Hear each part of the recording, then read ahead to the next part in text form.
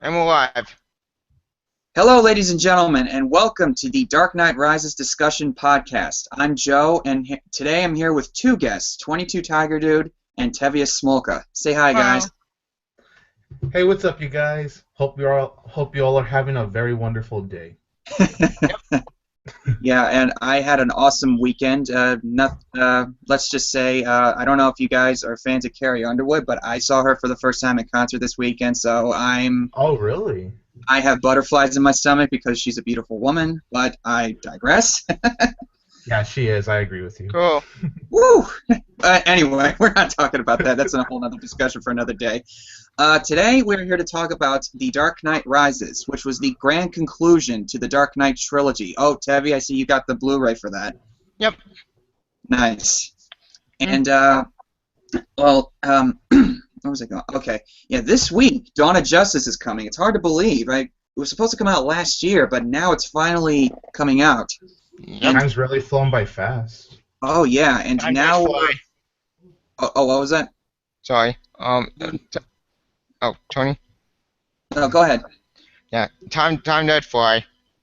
Yeah, it does, and hopefully it does that with like Star Wars. But anyway, it was really interesting to go back and watch The Dark Knight Rises again because, you know, at the time when this movie, like before the movie came out, a lot of people were curious as to how this was going to end, and naturally that was going to happen because of The Dark Knight and Heath Ledger's iconic portrayal of the Joker. Mm-hmm. So I myself was a little bit skeptical, I guess, as to how it was going to happen, but I was still hopeful. So I don't know. How did you guys feel when they announced that it was coming? The first time I heard anything about The Dark Knight Rises was when they released that little teaser, like that teaser they showed like around 2011, because they gave us like a whole year to hype up for The Dark Knight Rises. So I remember when they showed that little teaser trailer to get us hyped up for a whole year, I was just like, I am excited. Um, honestly, I don't remember really being worried back then. Like at the time it was coming out, I think I just remember being very excited just because of how much I loved the first two movies. Okay. Tevya, how about you? How did you feel before, like with the teasers and everything? Um. Hitting about when I first saw season three, actually, I was all excited as hell because after seeing the Dark Knight, actually, excited for this ending to Chris Nolan trilogy, and I can't wait to see it. And when I saw it in theaters, I instantly fell in love with it because oh wait, I'm going too far, and No, no. I just I I was the first teaser when they just showed like Gordon laying in that hospital bed, just going, "The Batman has to yeah, come back." And then you see that symbol, you know, like it looks like the bat, but you're going up through the buildings, and then you see yep, Batman going, and you see Bane. Me, I just kind of went, okay, I guess it looks cool, but I want to see a yeah, little more to get an idea of what's happening. And then the second yeah, trailer came out, and that's where I just went, okay, I'm in. I have to see this. yeah, Oh yeah, my favorite part of the teaser though was like when, like it has all these buildings. It's like all white, and then as it's zooming to the white, it goes boom, and yep, then the Dark Knight rises. Hey, hey, holla, holla, hey, hey, holla, There's holla. Like that sound they make in the movie. yep, Yeah. yeah, and of course, naturally, more teasers came out, and it got me even more excited. This was the first. This was probably the. This is the first time in a while at the time that I had been really excited for a movie that I was, you know, really into, like since The Dark Knight. Before then, it was like before that it was The Dark Knight. Then it was Spider-Man 2. I think that was like Spider-Man 1, but you know I wasn't into superheroes at the time. But then yeah, Yeah. Spider-Man 1 made me a big fan of that character and the superheroes. But then Spider-Man 2 came in, and that was like the first time I went to see a movie more than once in the theater. Then Dark Knight I saw twice. This yep. one I saw 4 times in the theater. Damn. Is it Yeah. is it the most times you've seen the same movie in the theater? No, I later broke that record with Force Awakens. I saw that 5 times. Oh wow. Nice. I know. Yeah. I'm actually me and Johnson. I got started on the second trailer, and I instantly enjoyed instantly excited for it. And Well, I saw it in theater. I saw it in IMAX with my brother and my at the end Ivan, my friend, and obviously two friends, my You brother. And well, you saw the uh, movie in IMAX? yep, and Oh, brother. I saw it on opening day with my mom. Nice. It was packed. I mean, we had to sit close to the bottom of the theater, and we were just kind of going like this, looking up at the screen. Yeah. And I hate when that Yeah. happens. Yeah, I saw this. I saw this at a midnight showing because, yeah, Oh, this was like back before they started having like the 8 o'clock, 9 o'clock, which thank goodness because it was always hard to wait until midnight to see a movie was hyped about. But man, Agreed. I just remember seeing this movie at midnight, and man, I could honestly say I did not fall asleep once because this it was like 2:40. No, trailers because of the trailers. I think this movie ended around nearly 3 a.m. And when I came out at 3 a.m., I was not tired at all, honestly. Yeah. Yeah. yeah. I Nice. saw it at like 6 o'clock or 7 o'clock in the evening on July 20th when it came out, and I was ready. I was so pumped. And let's see. Yeah, at the time, I loved it. I left the theater with this elated feeling, and my mom and I just went, "Oh my God, that was so great! Oh Yeah. my God!" Same here. And the second time, me and my mom went again, but we took my sister. She's not really into superheroes, but I think she went because she likes Christian Bale, and she was also a fan of Anne Hathaway, so she wanted to see what she was like. Catwoman. Yeah, and she enjoyed it, but we'll get to the we'll get to the fight in a minute. But she was like really freaked out by Batman and Bane's first fight. Then the third time, I took my dad, and he had a good time with it. Then the fourth time, I took my grandfather, who had read some of the Batman and Superman Nightfall. comics when he was a kid in the 30s and 40s, so he was familiar. Oh, the with Golden Age. Golden Age. Yeah. yeah, Golden Age back in the 1930s. Yeah, Batman came out in Back in the 1939. 40s. So, and yeah, and it was really interesting to go back and watch this movie again. And my main goal was, people can say whatever they want about the movie. They say, "Oh my God, it's so terrible. There's so many plot holes." Blah, blah, blah, blah. Yeah. I just had to block all that out. Just focus on the movie. So I finally finished it last night, and I still don't understand why people don't like it, because I think this is a really good movie. And it's not perfect. I will admit, it's not a perfect movie. But you know what? Every movie has something that you could complain about. Yep. Agreed. Like, Oh yeah, even heaven some of forbid, your we can't all-time favorite criticism movies can in have something movies. to complain about. Sorry. Oh no, I was just saying, even like some of your all-time favorite movies, you can still recognize that there's flaws there. It's just a matter of if that movie's perfect to you. Yeah. Yeah, it mostly like it comes down to like one example I could give you: X-Men: Days of Future Past. There are Yeah. some things in there that they don't fully explain, like in the beginning. Like, not to be spoilerific for those who still haven't seen it yet, but there's questions like, where's Mystique, or how is Xavier still alive? You know. And it does have like continuity errors to it too. Oh sure, yeah. Oh, you got the road cut. Okay, I Yep. want to watch that. The low cut, in my opinion, actually is a great example of Joker's cut, but it's a great alternate version. Yeah, I don't usually do alternate cuts because I feel like a lot of times they just, excuse me, I feel like they just add certain scenes that don't really add much to it, like Spider-Man 2.1. Except for that edition, I will say, the extra bits of action in the bank heist scene and the train fight, that's where I feel like it was necessary because it makes it more fun. Yeah. But let's see, where was I going? But with the Dark Knight Rises, yeah, there's certain like with X-Men: Days of Future Past, the movie was good enough to the point where it's okay to forgive small inconsistencies or things that don't really make sense, because the big stuff I think is really well done. Oh yeah. I think it's the same thing with this movie because there are some things maybe you could have polished here and there, but to me those are irrelevant points, and we'll get to those later on. But let's see, the movie now when we go into this movie, it's about 8 years after The Dark Knight, and when I heard that it was going to be 8 years, I just go, wow, that's a long time.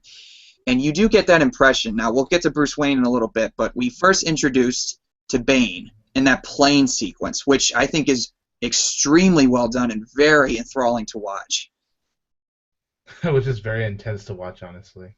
Yeah, I mean, it doesn't. I mean, I hate to compare it to The Dark Knight, but I like the intro to the Joker a little bit better, I guess, because it was a little more exciting because we wanted to see. Nevertheless, it was still cool to see that reveal of Bane. Oh yeah. Like, what you guys like? What did you remember your first thoughts on that opening sequence? Tony, how about like what did you feel about it? When you say first thoughts, like, do you mean like the first time we ever saw that scene? Like first time, and like how do you feel about it today? That kind of thing. Oh, okay. Well, first time I saw it was like, wow. Like, I actually had I had like, my spine was tingling as I was watching that scene. That's how intense it was. And as for what I think of the scene in general, I still really love the scene, honestly. Yeah, I can agree with you, honestly. Not to compare, I do think the opening scene of Dark Knight is just a smidge better, like, but I do mean like a smidge. Yeah. So it's really not saying much because I still love the opening to this one, and I find it interesting how the movie opens with like a villain, um, doing something bad, and I liked how they did handled that. It was very well done. It was very intense. I like how when they removed the bag and then you see Bane's face for the first time, and everyone's just like falling out of the plane. I was just like, dear goodness. It's heavy. How did you feel about the opening sequence? Tevya, are you there? Oh, I think his mic is silent. Oh, okay. Oh, sorry, guys. Just have to give us a minute. You there? Oh, I don't think Okay, Google. Oh, Yes. Okay, there you go. We can hear you again, Tevya. okay. We can hear you. Hey, how did you feel about the opening sequence? Oh. Oh, now your mic is off again, Tevya.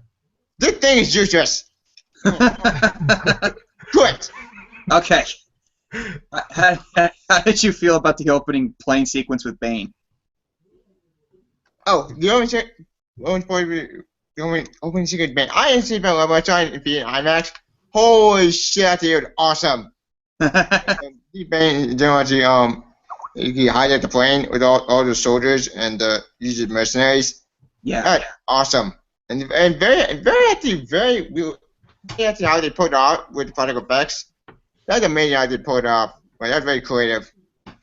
Yeah, I saw a special for The Dark Knight Rises at the time it was coming out. It was like 13 minutes long. I think it's still on YouTube if you want to check it out. There's a shot where Nolan was sitting in this helicopter with binoculars looking at, like, coordinating all the stunt guys and everything. And, like, the plane that's actually being hung from that big C-130, it's called a C-130 because, we have those in the military. It's hanging. It was actually hanging from that plane. I just went, oh, my word. He actually did that. That's impressive. Agreed. And Yeah, very impressive.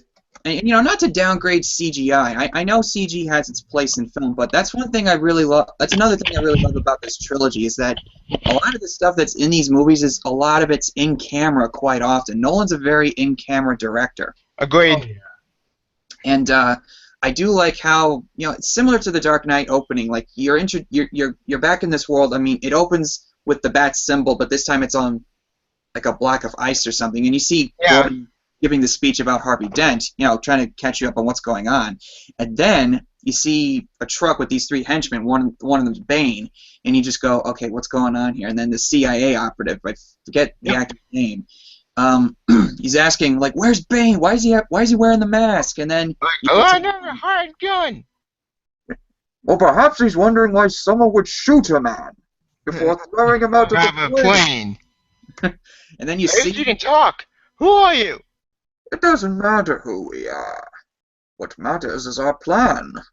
But then when he pulls off that hood and you see the mask and you see his eyes, you just go, oh, No wonder I wearing a mask. If I put it up, you die. It would be extremely painful. You're a big guy. For you. And since we'll talk about like returning characters and stuff, but like as far as the new characters go, since we brought up Bane, how do we feel about Tom Hardy as Bane? Tony, I love him as Bane because I think he's awesome. Like Tom Hardy is still a great actor, and this just proves in general that he can do any role and it'll be instant gold. Yeah, I agree. Tony, how'd you feel about Tom Hardy? Well, Master Joe, I must let you know that I actually think Tom Hardy makes a fucking excellent Bane. Oh yeah.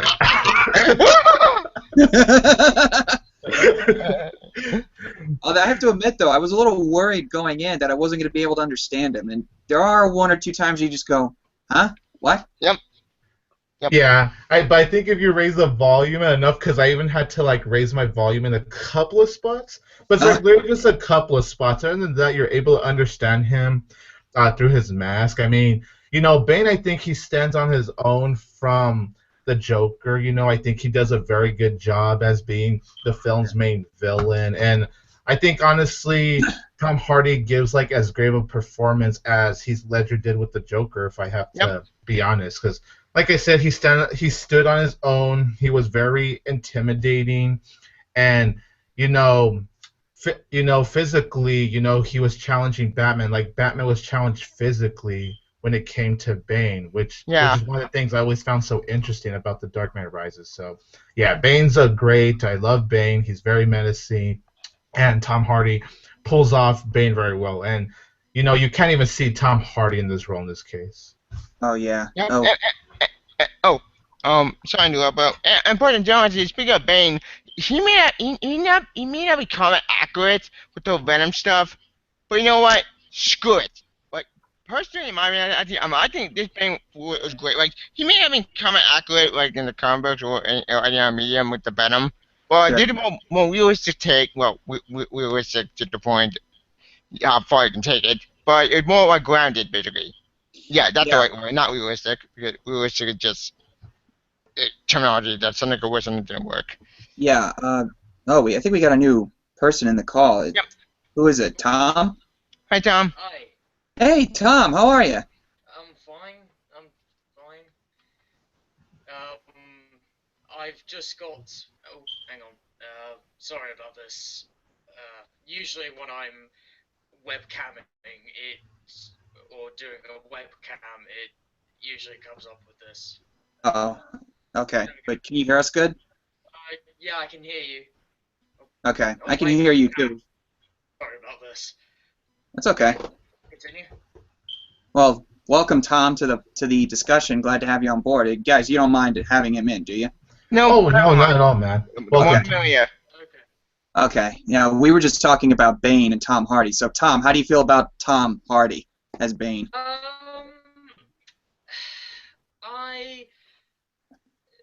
I do think that he's a lot better than what we saw in Batman and Robin. I will definitely say that.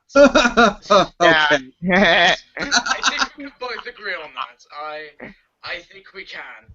And, oh yeah. Yeah. I remember seeing Bane in the cinema and just being really creeped out by him. And look, you can make fun of Bane's voice. And you know, the way Harry sounds like this.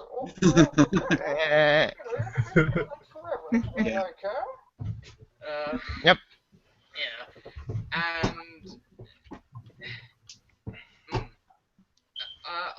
I thought Tom Hardy as Bane. I thought he was really good. And may I just quickly say this right now? Yeah.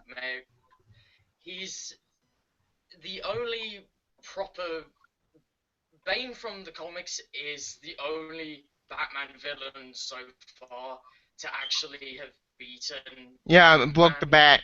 Which yep.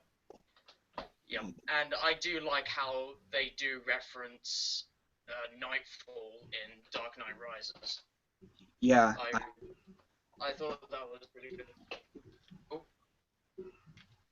What just happened there? Oh, did you lose something or? No. Never mind. Oh. Anyway. Okay. But yeah. What happened there? Oh, don't worry about it, man. I will. I don't know the Nightfall storyline. I've never read it. I want to read it one day, but I have to find the right time for it. And I do know of the moment where Bane does this, where he breaks his back like that over his leg.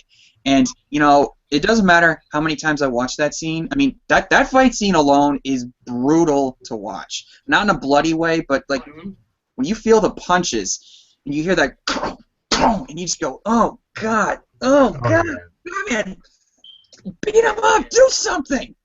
And especially... I would agree with you on that. What about when he does that? What about when Batman does this? He just... he's just frustrated. He's just going, and I just love that. He's just like, yeah, get him, Batman, get him.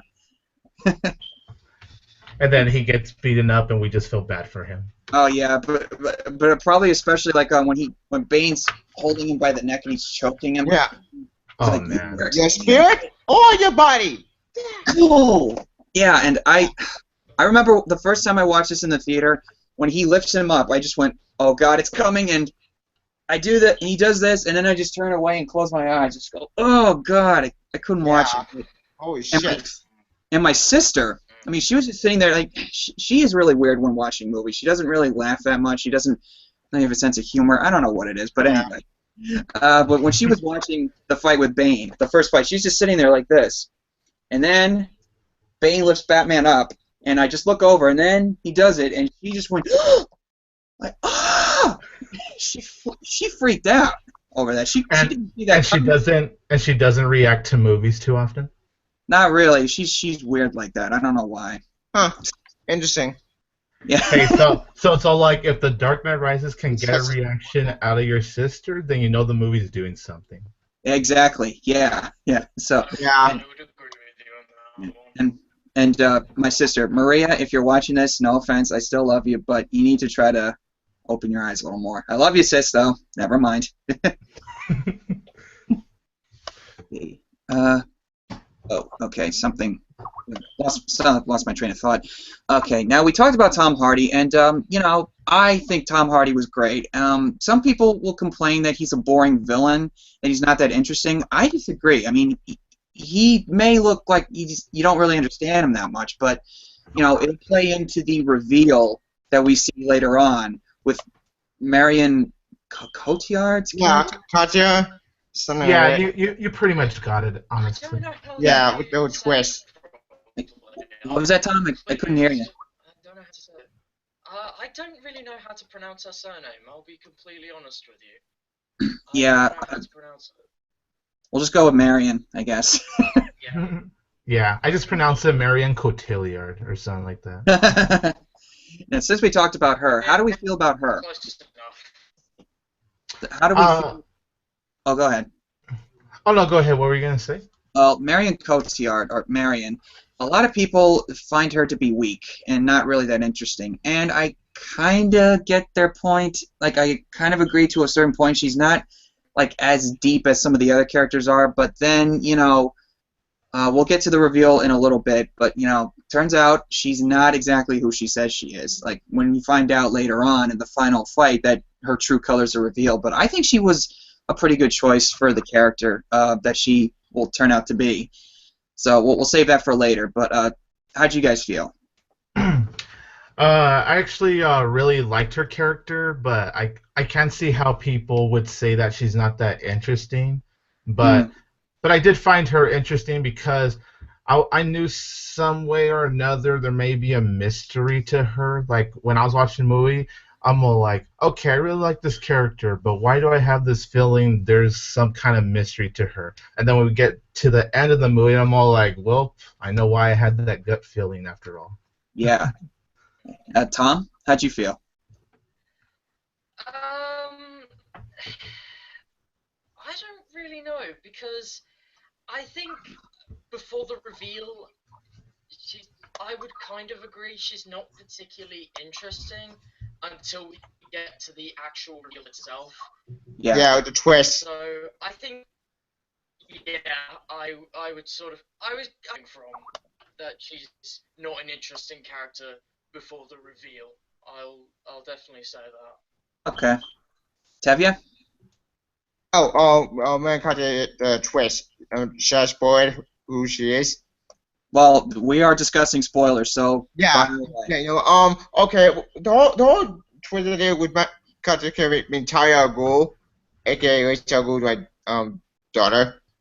Yeah. That makes sense because when you think about with the whole prison backstory, even after entire backstory, it's more like Bane's backstory, pretty retired backstory. It's kind of like the two get connected. Yeah. That's very confusing, but you know what? Since they couldn't add the whole mythic the Rogers pit, which I think that's pretty well the Rogers pit technically because Batman got reborn technically in the prison, which makes sense. So either way, since they couldn't use the actual Rogers pit, they had to metaphorically speaking. So from a hypothetical standpoint, that didn't make sense. And after the twist, I think it makes sense because this movie is actually representing a lot of Batman Begins. Yeah. So basically, in general, it's kind of a combination of Secret to Batman Begins and Secret to Dark Knight. Yeah. So, Well, I don't think my head. oh, Man. okay.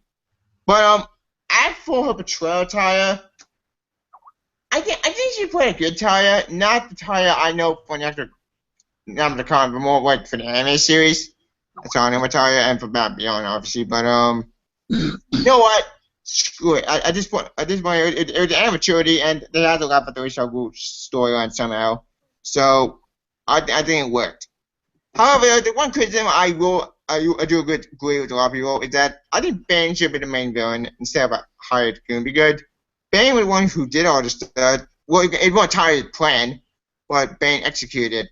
But it's kind of detrimental to Bane because it makes Bane like secondary villain instead of tired main, which is kind of a detrimental. I see what you mean, and I get that complaint. I hear that a lot on whenever the movie comes up. But you see, now that we brought that up, I actually have an answer for that. Like I have a response, like to people, not you specifically, Tevya. I understand why you feel that way, but for people who just want to mindlessly hate on this movie, my thought is this. Bane, yeah, it turns out he is not actually the main villain of this movie. Talia is actually the mind behind this whole operation, but I think that he does actually still remains a strong villain because, like, right before she takes off to get the bomb, she tells Bane, who's got Batman like on a noose, to kill him. He's like, "Don't kill him yet. I want him to feel the pain first." But Bane just got his ass whooped by Batman earlier, and he just kicks him to the ground. He's like, "We both know I have to kill you now. You'll just have to imagine the fire." And he just and then he shot and Catwoman. Yeah, but my point is, he kicks Batman to the ground, and he takes a shotgun, points it right in his face, ready to kill this guy. So he literally just went out of his way to defy Talia's orders. So he's still capable of making his own choices. He's not just some obedient dog who's going to obey his master all the time. Yeah. Another example. Oh, what were you saying, Tony? Oh no, I just agree with you by saying, "Oh yeah." And an example I could give you, Darth Vader in Star Wars. He is not like the head of the Empire, but he's a key leader in the Empire. He's the leader of the Imperial forces. Yep. Yes, he answers to somebody else, but he's still he even went out of his way to go behind the Emperor's back to try to get Luke to join him against the Emperor, and it's kind of vice versa. So that doesn't make him a weak villain. It just shows you that he's got a mind of his own up there. So. Yeah. I mean, I know some people, if they ever watch this video, they'll probably try to twist my words and everything, but, that's just what I saw. So, I don't know. Do you guys agree with, I don't know, Tom, do you feel that way? How did you, I don't know what I'm saying right now. Yeah, okay. Is it just me, or are you sort of a bit out of sync, Joe? Out of sync? Out of sync. Yeah. From my point of view, he's in sync. Yeah. Yeah. It is some. Maybe it's just on my screen. I don't know. Okay. Did you hear? Can you still hear me? Or? Yeah. Okay. Oh yeah, I can still hear you. I can still hear you. Okay, but is it the screen that's messing it up? Is that what it is? Like the visual part? No. You're fine. Okay. Yeah. I can see you fine. I can see you fine. Okay. Just for some odd reason. Check a second, guys. Actually, I'll be right back. I'm gonna try one more headset idea. Okay. Yeah. No I've gotta problem. go. Yeah, I've gotta And go. oh, you do? Oh, okay. Well, You thank have you. to go. Thank you, Tom, for joining in. Glad to have like you came in, and glad that you gave your input. And hopefully you'll stick around and like at some like he'll come back at some point and give us your feedback on this. But yeah, that was my answer for the Bane like being nullified by Talia. I get their point, and like with a lot of criticisms, I get the point of these criticisms, but I just a lot of them I don't agree with. Would you say that, Tony? Yeah, honestly, I think you were very spot on. Like everything you just said, I actually agree with you on.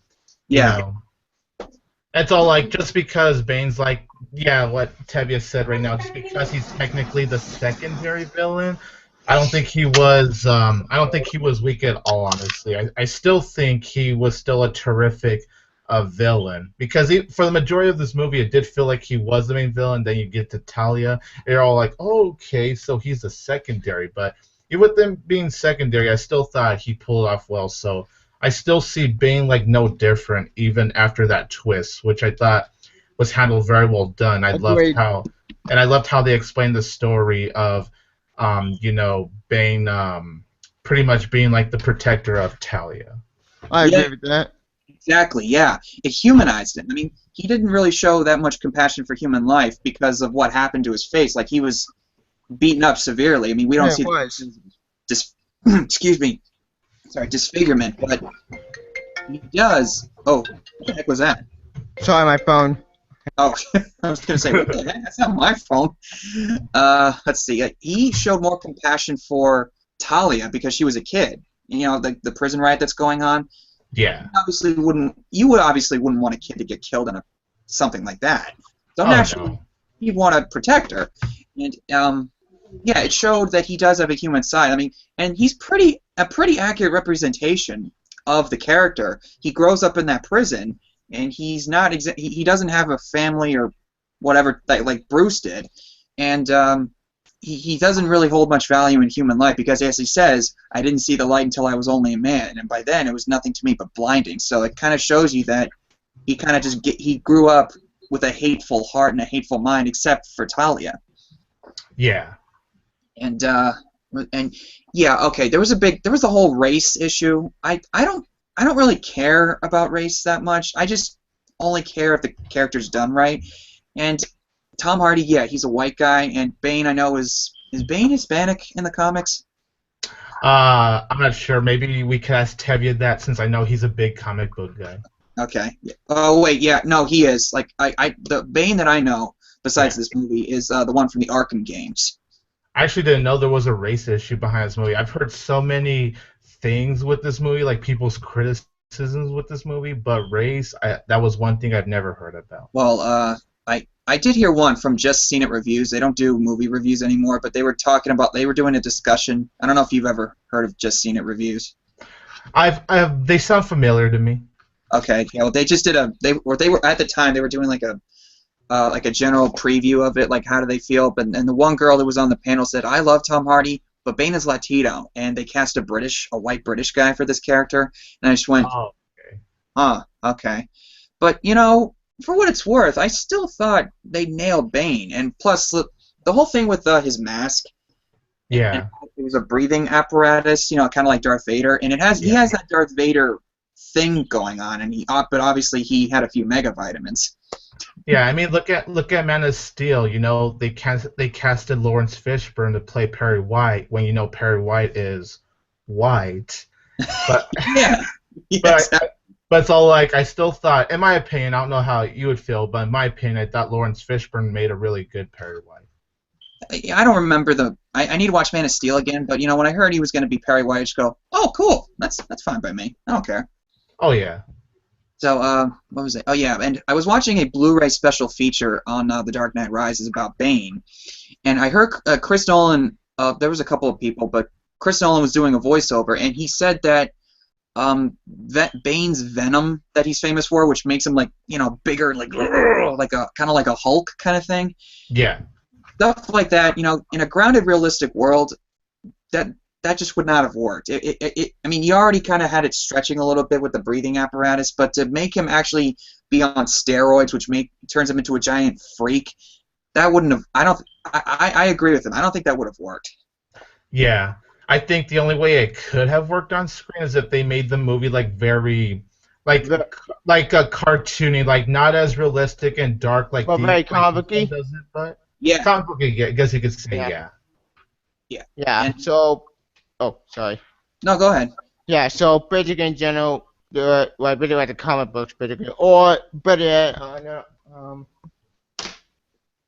basically like this. I've seen that in stores a couple times. Is that like an alternate Batman Oh, universe? Alternate universe, yeah, with Superman, son of General Zod, Wonder Woman is New God, and Batman is a vampire. Okay. Interesting. And another thing with Talia, I don't want to down that movie nerd Kevin if he's watching this. I did see his video, like his second thoughts on The Dark Knight Rises. Yeah. Yeah. And you know, again, I don't want to disrespect the guy because I do appreciate how he's not afraid to be honest about how he feels. But the thing with Talia, like, and that's another thing, like a common criticism, he hates the reveal of Talia al Ghul. Why? He hates it because I guess I forget what he said exactly, but I guess he felt it was too much too late or something like that, or that again, like, you know, she wasn't that interesting, blah blah blah. Again, I don't really remember his video that much because, no offense to him, I kind of got a little upset because like I felt he was being a little too harsh on the movie. Yeah, same here. Right. But the thing was about that reveal, some people feel that it's a little too out of left field, which I get it because it doesn't feel warranted on the first viewing. Mm-hmm. I'll give you an example. The Sixth Sense. No spoilers for The Sixth Sense if you still haven't seen it by now. Yep. The big twist that's at the end, it kind of blows you away when you just go, holy crap! Yep. Then you watch the movie again and you see all these hints of a certain thing being what it is, and then when you see the twist play out, it all makes sense. So you see Talia says certain things like restoring balance to the world, do what's necessary. Yep. Who else in that trilogy said that? Where shall go? Oh, Liza go. Her father. She's just like her dad. I think how they set up Talia's reveal was interesting because it was all like you get introduced to her and it's all like, okay, it's the character, but it's all like you're not sure where they're gonna go with her character and you're trying to like see what was the point of her character, but then you get to the end and you realize that she is an important part thanks to that twist and reveal. So Yeah. I don't think it was too soon. I think you needed to wait until towards the end of the movie to reveal it because that's how most twists work pretty much for most part. You know, Yeah. the twist happens towards the end of that movie or just really any story. Even though some movies don't like to sign up Tony, but signs up Tony, but even though Oh, some no, I was finished. oh, alright. Even though some twists don't do like some other movie like horror movies, I know it did about that right, but stay with me. Some horror movies do this kind of twist, but usually the twists are kind of stupid. Those are good ones. Don't get me wrong with the not with the thing that was no twist, which is a good thing. Okay. The what's the movie that twist that they created? Unbreakable has a good reveal. Yeah, I love that Oh, movie. yeah. That was a great reveal. Reveal. I watched it for the first time like 2 years ago, and I didn't really know where it was going. And then it took me about maybe a minute or so to finally get what was happening after it's revealed, and I just went, oh, man. Whoa. You're like, so Yeah. that's what this movie was trying to build up to. Yeah, exactly. And let's see, for what it's worth, I mean, I get the point of the criticisms, and I would have liked maybe a little more time with Talia. But at Yeah. the same time, it would have been more stuff to pack into the movie, and I think sometimes you got to cut stuff down that would feel like it. This movie has a danger of balancing way too many subplots. Yeah. And it could have been really easy to do that, but I think they found the right combination of balance because they skimmed it down a little bit, but Miranda Tate, as revealed to be Talia al Ghul, does get her moment to shine, especially at the end when she reveals her colors and literally stabs Batman in the back with a Yep. knife. But here's the thing about Talia al Ghul in the comics and but in the anime movies, and then a series. Talia is always at the a triple backstabber, so that's Femme Fatale because yeah, she manipulates Blue, but but at the same time she's still a good person. I think that's what people got pissed off because some Yeah. fans of Talia got that's not Talia. Why is she evil? Like even though technically she married the daughter of Rachel Gould and she was her father, but she's with Batman. That's what I think some fans got pissed off because she's a conflicted character. Yeah, I see what you Which mean. here's my thoughts about this. When I first saw this, I said, "Holy shit!" Like what? Like I thought, was it predictable? Kind of yes, but you know what? It's true to the story. In my opinion, it's a good twist. I still like it. Yeah. Was it executed perfectly? Probably not. But you know what? You know what? It big actually the best you can do because no It one fits the was movie. under pressure, to do this movie. Sure. So he had to do something. Yeah, and to be honest, I kind of knew at the time. I kind of had a feeling she was going to be Talia, but then there was a part of me saying, no. Don't try to outsmart this movie. Just try Yeah. to play its terms. And but still, I still remember my mom was sitting with me. She was sitting right next to me the first viewing we saw this, and it's like when he goes like, "But the child of Ra's al Ghul," like the climbing, but then you hear her go, "But he's not the child of Ra's al Ghul," and I just went, Yep. oh no, and then stabs him Yep. right in the back, and my mom just went, what? Uh, And the second time, my sister just did the same thing. She just went, did this like, bitch. And Batman's face when he gets stabbed, it's like, and for a second you could hear just Bruce Wayne. You could hear actually his voice. He's like, Miranda, why? Instead of going, ow. yeah, because he trusted this woman. He trusted her with everything. Yeah. He betrayed him. But it's kind of And, depressing when you think about it, because that entire go at the character. Like not to not to be too vulgar or anything, because I don't usually use curse words that much on my channel, but whenever she does that, she stabs him with a knife, I literally just go, "You backstabbing bitch! Backstabbing!" Nice. You know. Yeah. I bet you when Bane, not sorry. I bet you when Talia stabbed Bane, Bane's all like, "You bitch! After all the shit I've done for you, this is how you pay me back. Fuck you."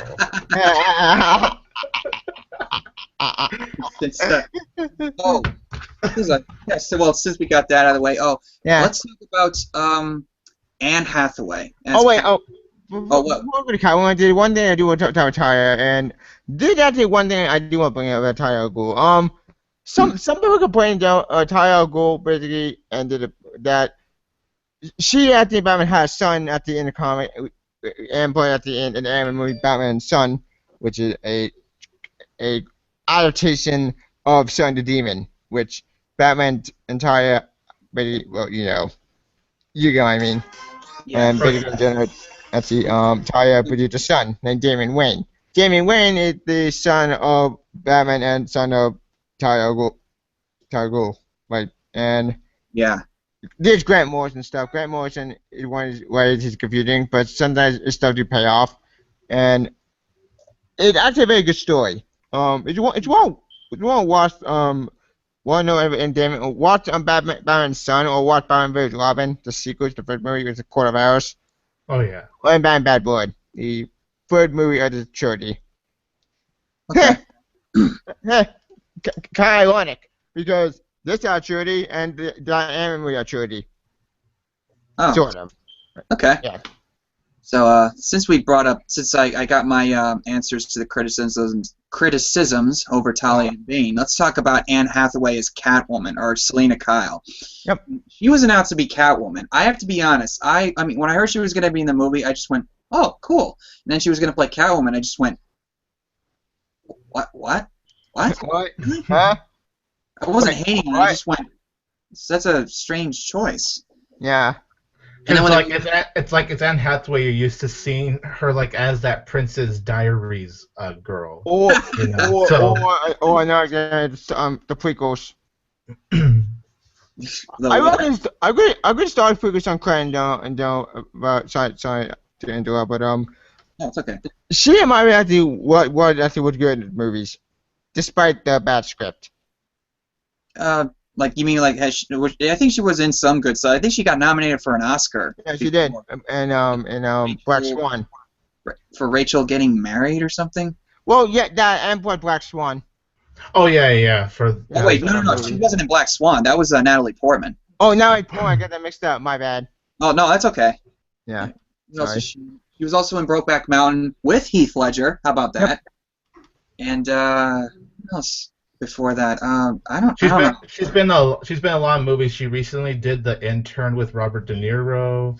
Oh She yeah, was in- I was talking about before The Dark Knight Rises. Oh, before The Dark Knight Rises. Oh, okay. Yeah, I know, like Diaries, which I actually didn't think was a bad movie. I thought it was pretty good, for the time it came out. And Same here. I just love that. I mean, real quick, I just love it when she shoves the ice cream cone into Mandy Moore's chest, staining the hell out of her cheerleading shirt. I just went, serves you right. Yep. And oh yeah, I completely forgot. Get Smart with Steve Carell. Oh, and that's one of my favorite movies, honestly. Oh yeah, and you know what? I wish I looked at that movie and said, you know what? She has the physicality. She can hold her own in a fight scene, and it shows in this movie. But yeah, technically she did prove that in Get Smart. Now that I think. Yeah, she did. Yeah, and they even show a clip of Batman Begins in that movie, like when one of the guys breaks through an apartment or something, and this one mother and her son are watching Batman Begins, like when when Bruce Wayne and Liam Neeson are getting thrown out the League of Shadows building, and it's like, look, Mom, watch this! It's a huge explosion, and it's all. I don't know. I just thought it was a nice little connection. Yeah. Oh yeah. And but I have to be honest, like when they showed the picture of her Catwoman suit, it's her on the bike and those goggles are in front of her. When I just looked at that picture, I just went, "That's Catwoman." Well, hitting by that. That's about one from Arkham series, from Arkham City. Oh yeah, I like the Catwoman in that one. Yeah, and Arkham Knight. Oh yeah, that one too. And Michelle Pfeiffer. Nothing against Michelle Pfeiffer, but I wasn't a huge fan of her Catwoman personally.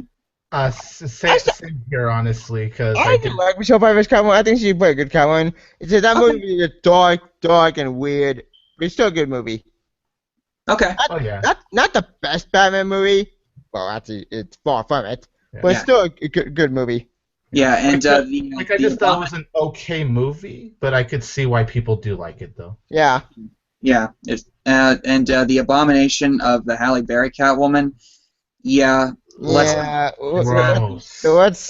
about that the better. Let's not bother. That movie stoinked. Yeah, that movie's horrible. Like, they didn't get the character right. They basically took the name of it and just made it into a different movie. Moving on. Yeah, moving on. Less said about it. Anyway, when she first shows up in The Dark Knight Rises, she's posing as a waitress. Like a waitress. Yeah, right? waitress. Waitress. Okay. And when she talks to that congressman who I guess is obviously into her, and she's kind of being all shy and timid. And when she first showed up, I remember thinking, I'm just going, okay, am I gonna buy this? And then she goes up into Bruce Wayne's room where nobody really goes in except for Alfred, and she looks at this target thing where he uses a bow and arrow, which I wonder if Oliver Queen gave him that one. If Oliver Queen existed in the universe. Yeah, I wonder. Looking back on this movie, I just go, hold on. I mean, it's a stretch, but I just wonder, does Oliver Queen, the Arrow, exist in this world? Yeah, Green Arrow. Good question. Yeah, I mean, it's all like he just makes a cameo, like when Bruce was using that bow and arrow the minute she was spotting that target. It's all like, thanks for letting borrow your bow and arrows, Oliver. Oh, you're welcome, Bruce. but here's the thing. Like, we'll talk about Bruce in a minute. But like when she reveals, like when she actually becomes the Catwoman, that when she just goes, "Oops, nobody told me it was uncrackable." The moment she said that, I just went, oh my God, it's working. She's Catwoman, and she knocks him right down to the ground, like kicks away his pain. I just went, any and all doubts are now gone. Yep, that's my reaction too. Great as Catwoman. Yeah. Yeah, I agree, honestly. Like Taya, Serena Connor, aka Catwoman, is a great character because she's a thief, yes, but she has to learn to recover herself. She have a health and anti-hero. She switched sides all the time. It's confusing.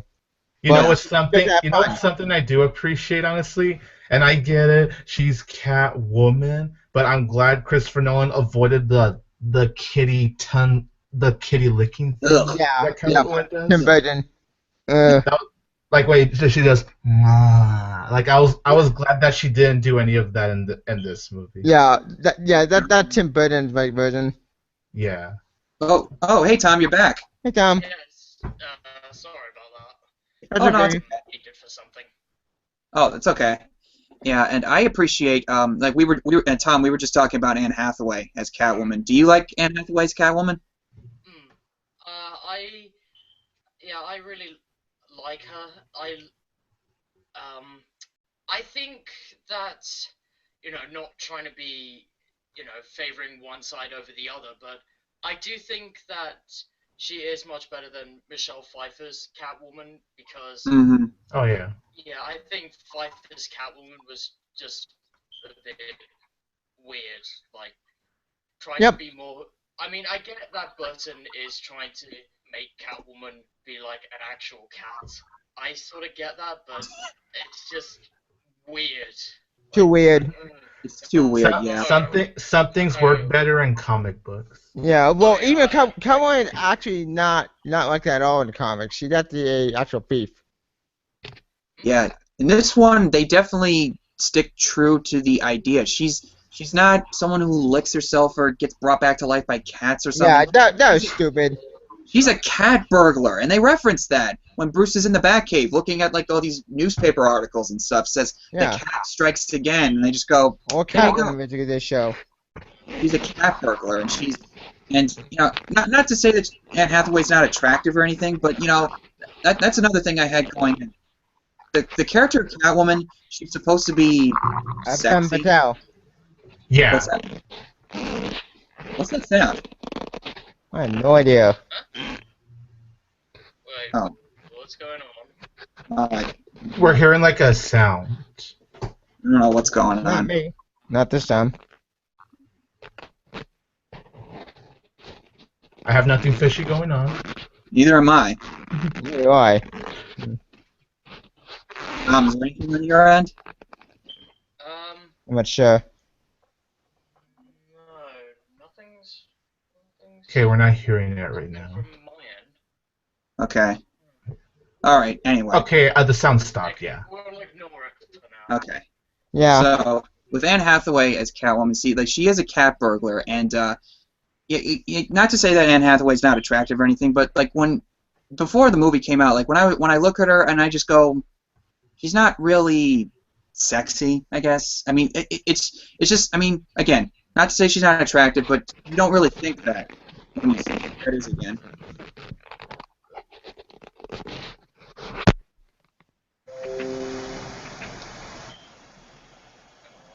Hang on. Is that on your end? I'm not sure. Okay. Okay, right now we're not hearing it again. Okay. I'm hoping it's not from my end because it might not gonna be pissed because two headsets, they should work. Oh. Okay. Hang on. Is that what the noise is?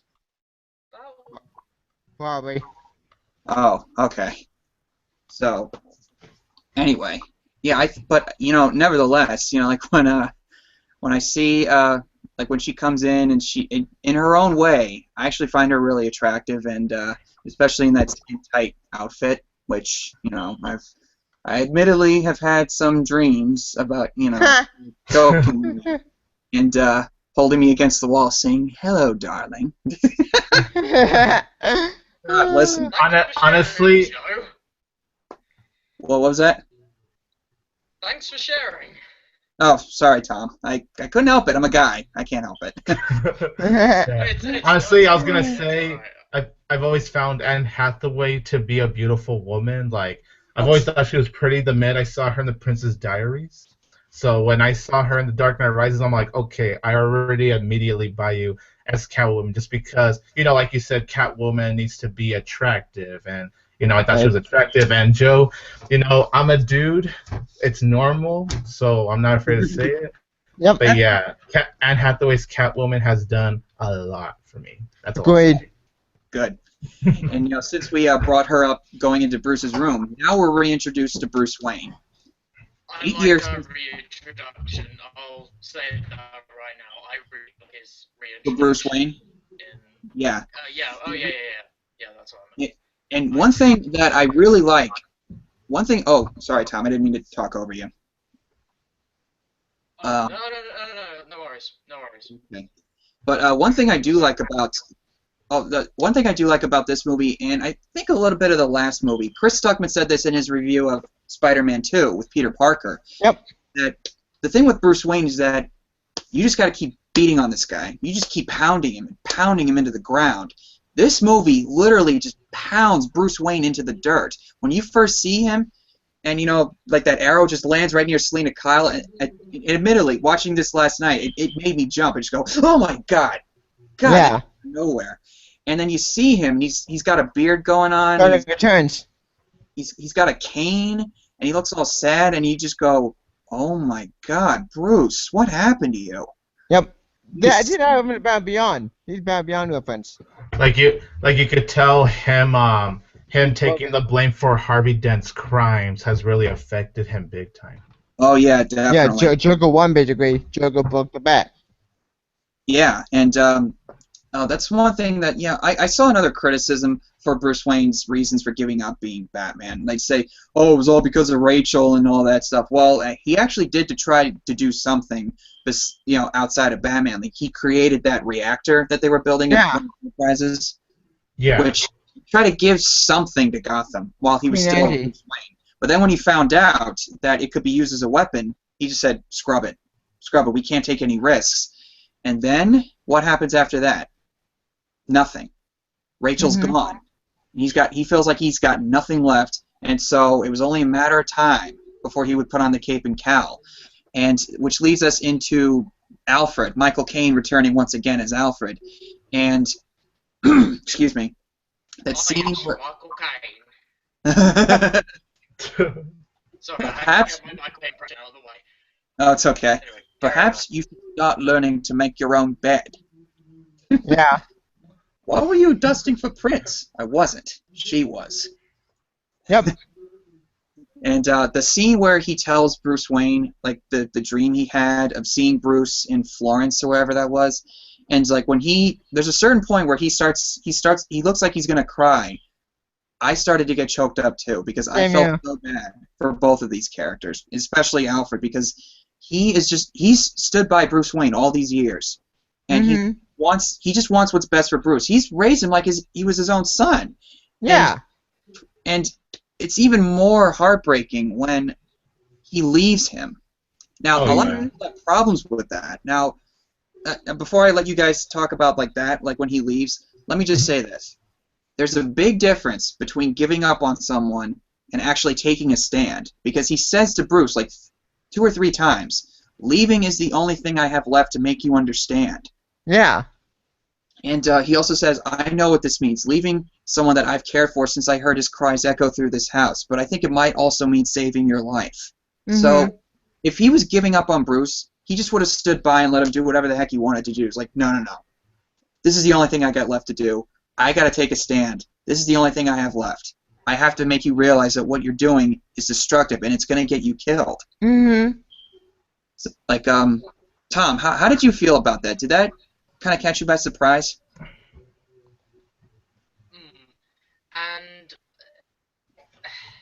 And I think a lot of us would know Batman really well. That one day Batman would get killed, whether it be the Joker, Two-Face, or Penguin, or just a thug who just so happens to get lucky. Yeah. One day Batman would die. whether Sure. we like it or Well, not. Bruce Wayne may die. Batman may live on because someone else will take the mail. Oh yeah. Tony, how'd you feel? Me, I totally understand why Alfred had to leave because, like you said, um, you know, he didn't want to bury any more of the Wayne family. Like he said himself, he's already buried enough members of the Wayne family, and he didn't want to bury Bruce. Yeah. And his only way for Bruce to understand where Alfred is coming from is for him to just leave or resign in this case. So, Yeah. it was a very heartbreaking scene. It was a very touching scene, and you definitely understand why he had to do it. As heartbreaking as it was to see it, you definitely do understand it, and I think Bruce got to definitely understand Alfred's part of where he's coming from Hard once way. Alfred actually left. Yeah. And especially when he reveals to Bruce that Rachel chose Harvey over him and that he burnt the letter to spare him that pain. And I still remember watching this on opening day. He says, "What if she did? What if she wrote a letter?" And as he's saying this, I just went, "Alfred, don't say it. Don't tell him." And then that's when Bruce says, How "How dare dare you you bring show your Rachel Rachel in into front this?" of me? Right, stop me. And Mhm. and I just went, "Oh, like." And you know what? The fact that Alfred is not in this movie that much, it's a really ballsy move for no Mhm. one to do something like that. However, Yeah. it does somehow work honestly because of how much is happening in this movie. And it's Mm-hmm. all like, as much as you love Alfred, you do kind of forget about him leaving just because you're focused on other storylines that have been happening. Yeah. Plus, Bruce Wayne is really on his own in this one, especially for a good majority of it. Like he really just goes low at this point. He's Yeah. really Oh, yeah. downhill, and Gordon has a similar thing going on inside of him. Like at the beginning, he's about to reveal the The truth truth. about Harvey to the public at Wayne Manor, but then he goes, maybe the time isn't right. Yeah. Because he was flashbacking from the end Five of had the the Dark truth face. Yeah, and that was clever. I mean, and that we all know why that happens, because of the Joker, and they didn't want to reference the Joker out of respect to Heath Ledger, R.I.P. Heath Ledger. Yeah. Yeah. It was I understood why Nolan didn't reference the Joker, and when you think about it, it just makes you wonder where's the Joker all this time. But Yeah. it doesn't really matter. Yeah. That makes sense when you think about it I because think that with would have been. Oh, go ahead, Tom. I think that would have been a little bit disrespectful to Ledger, since yeah. Yeah. and I think we can all agree on that, right? Sure. Yeah. Yeah, I Yeah. agree. I agree. And I can't really say too much about some of the returning characters. Like Morgan Freeman, he's still funny and charming as he can be, especially the Fox. scenes like what's the one thing where he says, "Well, let me just show you some stuff anyway, just for old time's sake." Yep. Oh, now you're just showing off. Yeah. That Oh. was funny. Oh, go ahead, Tevya. Speaking of Alfred, like I never got my thoughts on Alfred leaving. Oh, okay, go ahead. Yeah, I'm sorry, but on my part, Alfred leaving, I think it makes sense because Alfred said himself, like, I'll show you Mr. Fox, but Mr. Fox, but that's the last time I'm going, because I'm afraid that you're gonna basically gonna die because I fair enough with the Wayne family, and in order to make you understand, I'm gonna have to resign, and that's just depressing because Alfred was Bruce's confidant. Like, Yeah. like when I needed to actually talk as Bruce Wayne, not Batman, because both him and Bruce knew he was Batman. There were the only two people who knew he was Batman, and without him, Bruce would go great dark to dark to never come back, which Yeah. is kind of depressing, and that makes sense. So Alfred needed a way to try to stop him. Yeah. And oh my God, it just popped into my head. New character we have to talk about. Joseph Gordon-Levitt as John Blake. Yep, I love him. He was awesome at John Joseph Blake. Gordon-Levitt, one of my favorite actors working right now. I don't know about you guys, but he's one of my favorite. He's one of my favorite actors No, too. I agree. I agree with you too. On I that. agree with that. I'm starting to really like him as an actor. I'm really starting to like him. Okay. Yeah, this one 50-50, The Walk, and God. Oh, here's the Looper. Inception? Oh yeah. What was that, Tom? What? Oh, Inception? did you say something or? Inception, one of Joseph Gordon-Levitt's roles. Right. I forgot about that. Oh, And Wait a second, I can hear him. 500 Days of Summer. I have not seen 500 Days of Summer. I have I to haven't admit. seen it either. Oh, I haven't okay. seen. It's I a haven't it's a seen really it good either, movie, so honestly. that gives us something in common. Okay. Yeah. Drew go out in Inception. Yeah. I have to be honest. I haven't watched that in a while.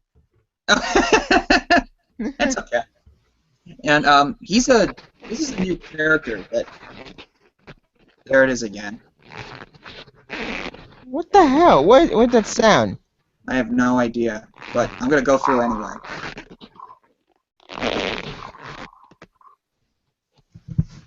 I don't know why, for some reason, it sounds like a fart. I don't know Yeah, if it it's just does. me. That's not me. Is it me? It's not from my screen. No, it's not me either. Not from my screen either.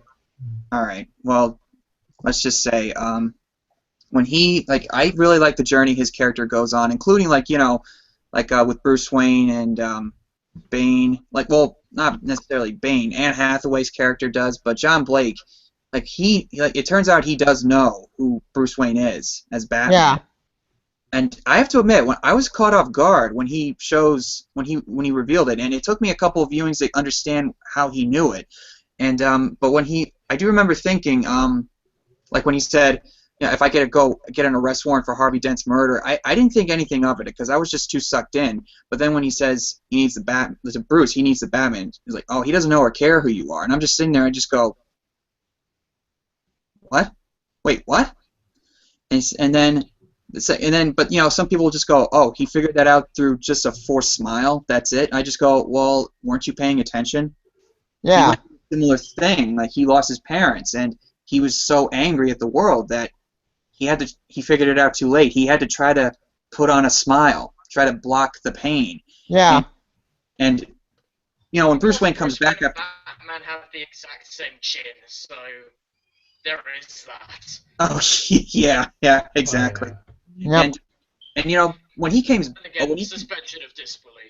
Oh yeah, but also when he came back after so many years, and then this Batman character shows up, obviously people were going to wonder, could the two be the same person? But then when you see Bruce Wayne act the way he does in public, they just go, oh, no. No, he's not Batman. But then this young kid, John Blake, sees that forced smile, and he puts it all together in his head. I just go, but he was very wise not to reveal it and to his friends, because I guess he looked up to Batman as someone who. That makes sense. Kind of like Dick Grayson, aka Robin. Yeah, and plus, Robin. Yeah, Tim. He's like a combination of 3 different Robins. Yeah, Dick Grayson, with the Tim Drake, and I would get Jason Todd, but Jason Todd was a complete jerk. Yeah. Well, kind of, sort of. The only time I really know Jason Todd is in. His backstory. Yeah, the only time I really know Jason Todd is from the Arkham Knight game. Yeah, and but Under the Hood movie. Under the Hood, yeah, I haven't seen that. I recommend it. It's really good. Okay. Yeah, he's like they combined all 3 Robins together, and actually, no, that's about only 2 Robins, Dick Grayson and Tim Drake. Oh, yeah. Well, I mean, you could say John Blake is a little bit bitter, I guess, in some ways, like displaying the anger he had over his parents getting killed by something or other. Yes. So, I guess, yeah, you could say he's a little bit of all 3, but I do like the line where he goes, he asked me if I found any giant alligators. Killer Croc. Killer Croc. That was awesome. And let's see, since we talked about the characters, let's talk about we'll try to mention. We can get to talk about Gordon. Gordon. Okay, yeah, he I do like the scene where he goes, the Batman has to come back, but then Bruce is like, what if he doesn't exist anymore? And I have to admit, to balance it out, I would have liked maybe a little bit more closure with Commissioner Gordon's family, because it turns out his wife left him with the kids. I can understand why, though, because he was lying about Harvey Dent, and she was there when Harvey Dent was doing what he was doing, and she's like, Why are you lying about it? He tried to kill your own son, and you're defending him? Maybe it would have been cool to see him like at the end, like maybe for example at the end of the movie when they show the Batman what is it, the Batman The statue. Statue, there you go, thank you. Yeah, when when they were showing that, maybe they could have had that scene where you see him with his wife and his kid again. You know, I think that would have been a cool thing, you know. So yeah, I could definitely see your point. If there's something I could say, maybe I wish we could see them at least one more time, and at least just one more scene. Sure. And what was it? Totally enjoyed about that movie. That did bother me. Like, where was his wife? That did bother me when I first saw it. Well, actually, the deputy commissioner said she took the kids and left for Cleveland. Yeah. Are they still married, or are they divorced? I think they don't say specifically, but I think it's safe to assume they're divorced. What? Yeah. Depressing. Because he tried to save it, but it wasn't even his fault, technically. Yeah, no, but I also like how it all plays into the overall atmosphere of Gotham at this point, because even though it all seems fine on the surface, there is some kind of evil hidden in plain sight, but people just don't want to admit that it's there. And it's all built on this lie, and all it needs is the pull of the pin, and the whole thing's going to blow up. And, and Bane is that one who's going to blow it up. Yep. And that's something gonna piss me off. If it did these headsets, I'm gonna be pissed. Oh gosh. I think it's coming from your screen, Tevya. Yeah. Unbelievable. That's all right, man. That should fix it, at least for now. Okay, let's see. Let's see. Batman is still viewed as a murderer by the public, but there are some people who aren't exactly sure if he did do it. Especially a young kid that John Blake talks to is like, is he coming back? Oh, yeah. And, let's see. But, like, I do like when Batman comes back during that police chase, when they raid the stock exchange. Yeah. I mean, you know, some people will argue that it's a little too underwhelming, I guess, because they don't feel he was properly motivated. I see their point. But, I still love the reveal, especially like when the lights go out and those two cops are going, "What's going on?" "Oh, you're in for a show tonight, son." Oh yeah. I heard it's right out of Dark Knight Returns. Dark Knight Returns reference. Yeah, and when he first shows up, like, and he's got the that thing or whatever it is, that gun, that electric gun. Yeah. What is that sound? It's not from me, not this time. Oh, okay. It's from something. You know, I checked all three headsets. It's not from me. Okay. Maybe it's kind of in your atmosphere, or maybe Tom's. Yeah, I don't know. Yeah, I don't get either. But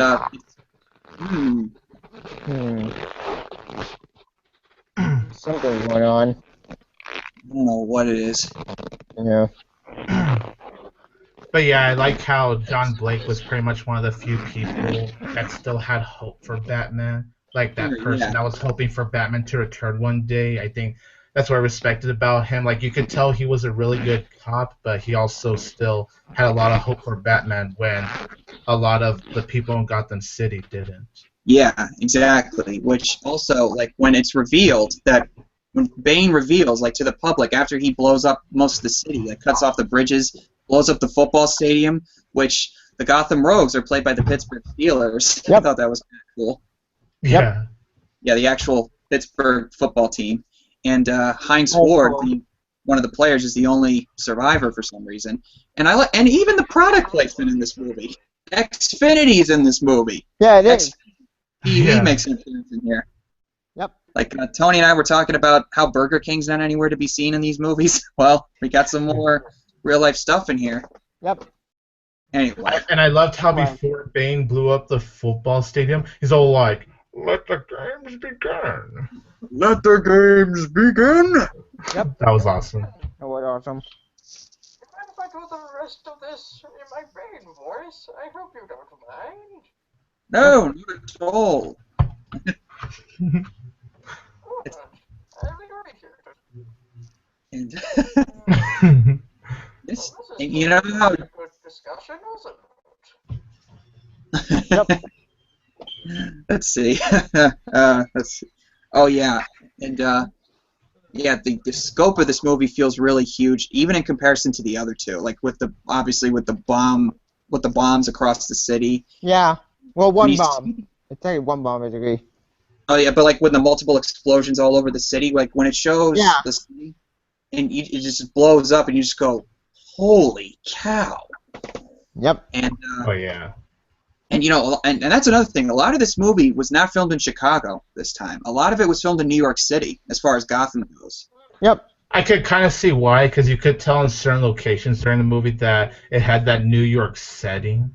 Yeah. Yeah. And one of New York City's nicknames is Gotham, believe it or not. Huh. Imagine that. Oh, Yeah. interesting. And some of it was filmed in L.A., like the highway chase scene where Batman first shows up. I remember watching a video of somebody in L.A. from their office had their phone on or something. Just go, "Oh my God, here come the cop cars!" And it's like the actual cop cars chasing the Batpod, and if you see them flying down the street, you go, "Oh my God, there they go!" Yep. That is so cool. Yeah, I thought it was kind of cool, and Yeah. and the fact that Bane reveals the truth to Did Gotham City. You see, and that's another thing that, again, I don't want to keep harping on Kevin Morrison, but I just want to address some of his points that he made in his video. Okay. His point was that he feels that the whole city of Gotham are now a bunch of idiots because they supposedly learned, but that they learned to not fall into the tricks that the Joker had to try to make them do terrible things. Mm-hmm. And I get his point, but here's the thing. Not all of the citizens were rebelling against the rich. Yeah, they won. No. I mean, Yeah, it's true. you had like the lower class citizens. Were you gonna say something, Tom? No, I completely agree with what you're saying, John. Oh, Anyway, okay. I mean, yeah, there are some lower class citizens that want to rebel against the richer people, but then again, towards the end of the movie, like after the bomb is away from the city, you see people start to come out of their homes. So not everybody was on board with this. Yeah, and plus, someone was scared for their lives. Like that's what people don't understand. Like, it's just some of the like scum and criminals are the ones who are doing this stuff. Yeah, it's like saying that every single German in Germany was on board with Adolf Hitler. Yeah. Clearly, there was a That's few true. people. Clearly there was a few people that were not supporting Hitler's cause. Yep. And they saw right through his BS. Yeah. So I think that is. I mean, I get Kevin Morrison. Valkyrie. Like Valkyrie. Yeah, exactly. And the cops who rebel against Bane's army at the end, cops count as citizens, if I remember correctly. Yeah, they do. Protecting the city that they live in. So not all the city was. I mean, but then again, understandably, the city would be surprised and a little bit mad that they were lied to for 8 years. Yeah. So. I also loved how we technically see the Batman tumbler, except with the military colors. Oh yeah. Those were used by Bane, and technically, it was Batman weaponry against them. Yeah. And So it makes sense. yeah, and I like the way Tom Hardy's Bane delivers that whole speech. I'll Like, show you what. You put in the armory. the man who tried to murder my own child, and you accept this man's resignation? Like, and now the criminal, like, like. Do you notice what he did with the picture of Harvey Dent? Yep. He destroyed it. That's it, right down the middle. Yep. How interesting. This idol, Messiah. With a first idol. And oh yeah, and also that brings me to Nice reference there. oh yeah. Let's talk about Bruce being in the pit. Yep. Like, Okay. but before that, I'm ready to talk about this. oh yeah. And now Catwoman leads Bruce into a trap, obviously, because she's trying to get away, or like she doesn't trust Batman. I don't know. I guess she doesn't trust Bruce Wayne because he's rich, and she hates the rich, as it's shown in this movie, especially in that scene, the ballroom scene. And but what I do like is how, like, when the gate closes behind Batman, and she goes, I had to find a way to stop them from trying to kill me. You made a serious mistake. Yep. But then you hear Tom, and then you hear Bane's voice. Mr. Wayne. But then when you hear Bane's voice, you just go, oh crap. But then it goes, Mr. Wayne. When he says Mr. Wayne, you see the look on Catwoman's face. She just goes, huh? And that's there. She realizes that she underestimated. She made a terrible mistake. Yeah, she underestimated Bruce Wayne because, like, she saw that Batman was a heroic figure trying to help the city, and then when she realizes that Bruce and Batman are the same person, she's shaken in her ideology, in her impression of him. It's like she saw that even though he's a rich guy, he's actually trying to help people. And when Bane just kicks the crap out of him, oh my God. It's probably the most intense fight in a superhero movie I saw since the Spider-Man versus the Green Goblin in the first Spider-Man movie. Yeah.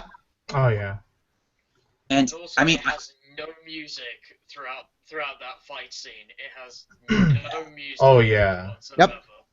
yeah, exactly. But Bane, you darkness. But I was born in the dark. Molded by it. And but what if, like, he punches him in the face? Like, go ahead, Tom, say it.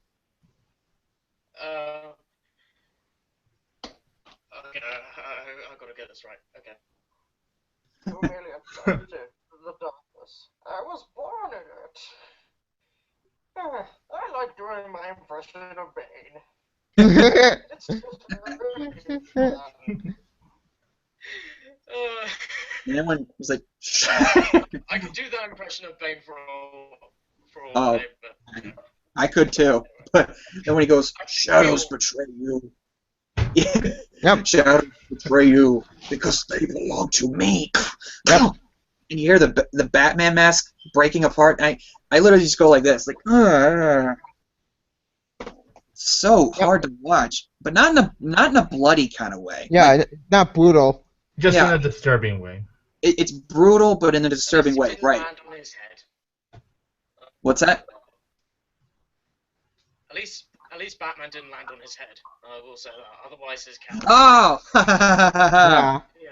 In the meantime, yeah. may I suggest you try to avoid landing on your head? Yep. And of course, there's the big breaking of the back. But then before To that, get that reference. yeah, exactly. Then I will break you. Yep. And then he brings him to the prison pit. Now, which is very reminiscent of the well that Bruce Wayne fell into as a kid. Yep. Elijah's pit. Yeah, And very reminiscent. I saw the connection between the two. Yeah, and to the prison that he was locked up in Batman Begins, where he was trying to figure out his way. Yep. And he is going through something similar in this one, but here's the thing. Like, again, not to disrespect Kevin Morrison, but his argument was on this sequence that Bruce Wayne didn't learn anything and that it was all rushed or that it just felt like a repeat of Batman Begins all over again.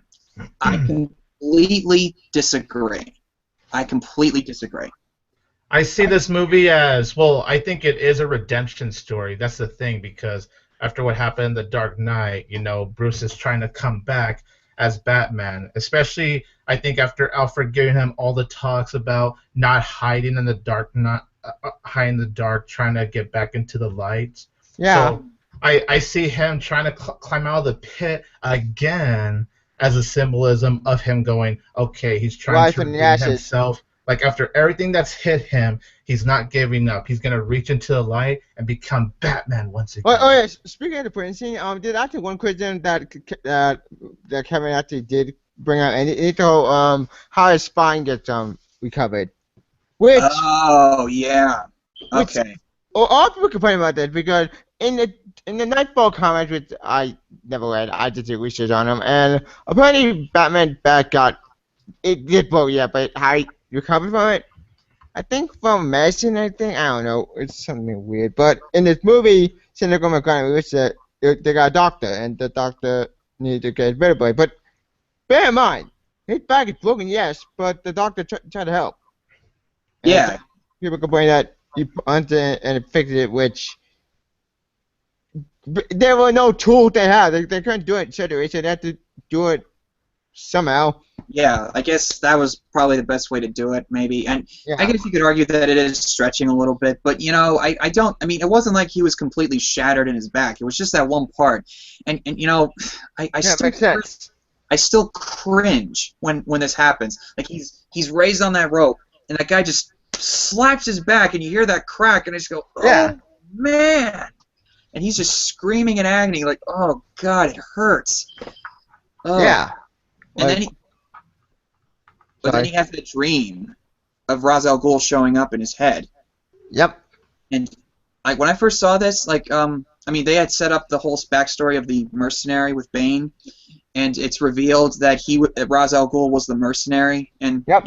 he assumes that Bane is Ra's al Ghul's child, which we all know that that's not true. Yeah. But this is where my response is to the character arc that Kevin Morrison was criticizing. Again, not to disrespect him, but I think it's right here in this sequence alone. And after seeing the destruction on TV, like in the TV in the prison, when Ra's al Ghul says, "The only victory you could achieve was a lie," you have to understand now that Gotham's beyond saving. Bruce is going, no, no.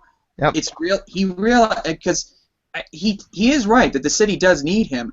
But he was not a fully 100% yet, and he did kind of want to go out in a blaze of glory, I would say, because he felt like he had nothing left to live for. But it's right here that he realizes that approach got him into this prison, and now he decides he wants to live. He has to figure out a way to get out of here, and it's not the same fear that he had in Batman Begins, where he was trying to not let the dark side consume him. Remember, Tony, you and I were talking about that in the first one? Oh, yeah.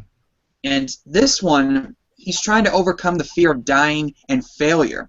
Yep. Both of those combined into one. And, it's similar to people complaining about The Force Awakens being a retread of A New Hope. Oh, yeah. But the same thing doesn't happen in the scenes. I mean, Bruce Wayne in Batman Begins is overcoming the fear of anger. This one, he's overcoming the fear of dying. Yeah. So, like, when he's climbing out of the pit, he's climbing out of it for a different reason. Yeah. His resurrection, his revival.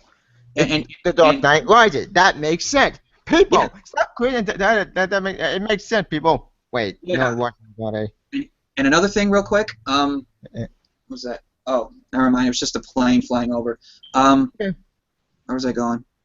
I just had my. I don't know. Oh, damn it! Sorry, man. Yeah. Okay, like I said earlier, with the it symbolizes the well that he fell into. How did he get out of that well as a kid? Anyone remember? Yeah, I know. His father. Like, why did we fall? Yeah, his father pulled him out. Yeah, his father saved him. So, He didn't get out of it. so we can pick ourselves up. And that line actually used in this movie, which I love that. I love that that part by the Batman Begins. Yeah, and you know what he does at the end of Batman Begins with that well? He hammers a couple of boards in to close it up. Not even just kind of, oh, well, that never happened. Yep. It's a symbolism. He never really climbed out of the pit on his own. Ever since that time, he fell into the pit and was attacked by the bats. Mm-hmm. He's been stuck in that pit ever since. Yeah. And he has to try to figure out how to do it truly on his own. Yeah. Which leads me to my favorite part of it. Oh, well, go ahead, Tom. When he's climbing out of the well of the pit. Oh, were you gonna get to that bit? Oh yeah. Were you gonna? Oh, okay. I was just gonna say it leads into my favorite scene in this whole movie when he finally, like, it becomes clear, like that doctor says, that make the climb after he admits his fear. He says, like, but how do I do that? It's like the child did without the rope. As long as you use that safety net, you're not going to get to that ledge you need to get to. Yep. And he decides to Spider-Man up the wall, in a sense. Yep. And he's against the wall, and those bats come out. Batman is Spider-Man. Yeah, and the music's building up, and then everybody's going, Dash, Basra! And it calls back to the first one. To manipulate the fears in others, you must first master your own. And he just goes into a zen-like quality, takes a deep breath, and then he jumps. Yep. And then I hold my breath. Like, first time I held my breath, he makes the leap, and you just go, yeah! Yeah, that's what I did. Like, yeah. And all the men are like cheering, which I think is awesome. That's kind of cool that he had like supporters while as he Yeah. was climbing up. That was really nice, honestly. Yeah. Yep. I agree with that. And I love that scene.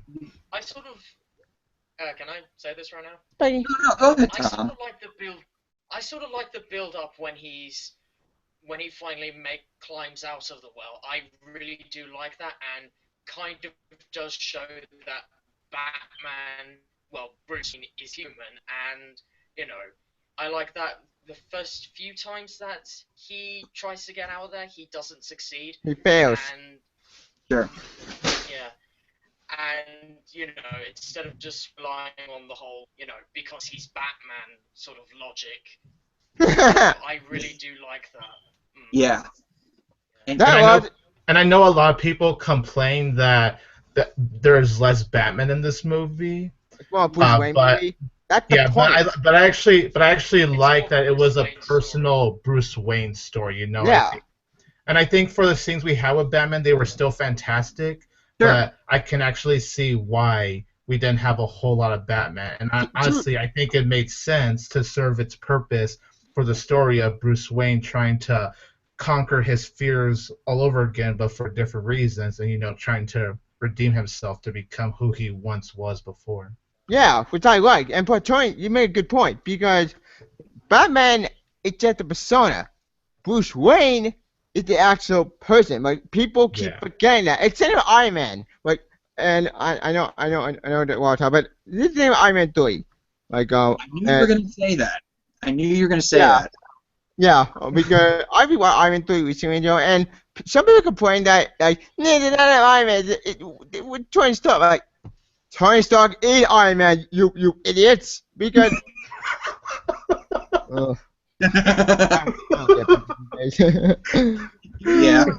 Yeah. It's all about like what's in here and in here. Like he has to be the Batman in his mind and his heart. He has to. It's kind of like Rocky 3, where Rocky is severely beaten by Clubber Lang, and he has to rebuild himself up again and find that energy again, like the eye of the tiger, so to speak. I don't know. It's a little similarity right there. And but yeah, I agree with you, Tom. Like the whole build-up and everything. But I also like how up until the final attempt he makes, he doesn't admit his fear because he's using the rope to try to get out. But he does until he finally he's doing all those sit-ups and everything after he sees that Special Forces team get hanged on TV that tried to outsmart Bane, and he's just so fed up that he's like I'm not afraid. I'm angry. Yes, thank you. I had it in my head. I couldn't put it out. But then he finally. Oh, thank you. Oh, and he finally admits his fear. So I liked how it took him that many tries. Like, okay, I am afraid, but that's a good thing though. It's a good motivator. It's supposed to get you going, and not to get. This is a little personal information about me, but I don't mind sharing it. I'm in the military. But I'm in the military, like the U.S. military, and I went through military training, and I know that it's not the easiest thing to go through. At all, it's hard. And you have to.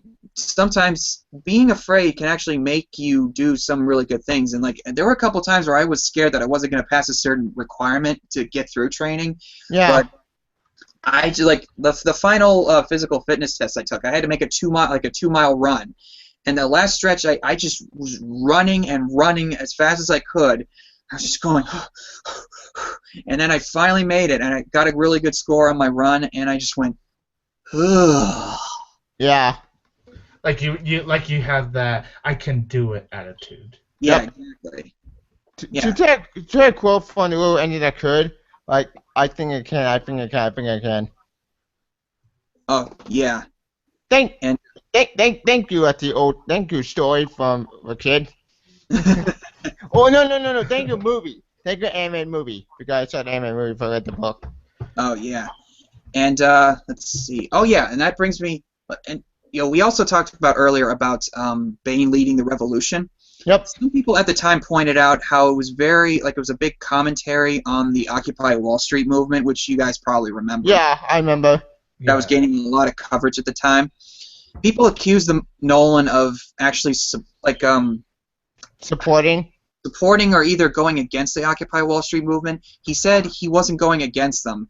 And obviously this is a commentary on class warfare and also a commentary on the French Revolution. Like, in the name of the people, we will take back what's rightfully ours. Yeah, we would take back our city. No, we would take back our freedom. Yeah. And so many people are put to death. Like, you have Scarecrow coming back once again. Oh! The man with the cold sweat. Yep, Michael, guilty. Death by exile. Yep. Crane, if you think we're going out onto that ice willingly, you have another thing coming. Yep.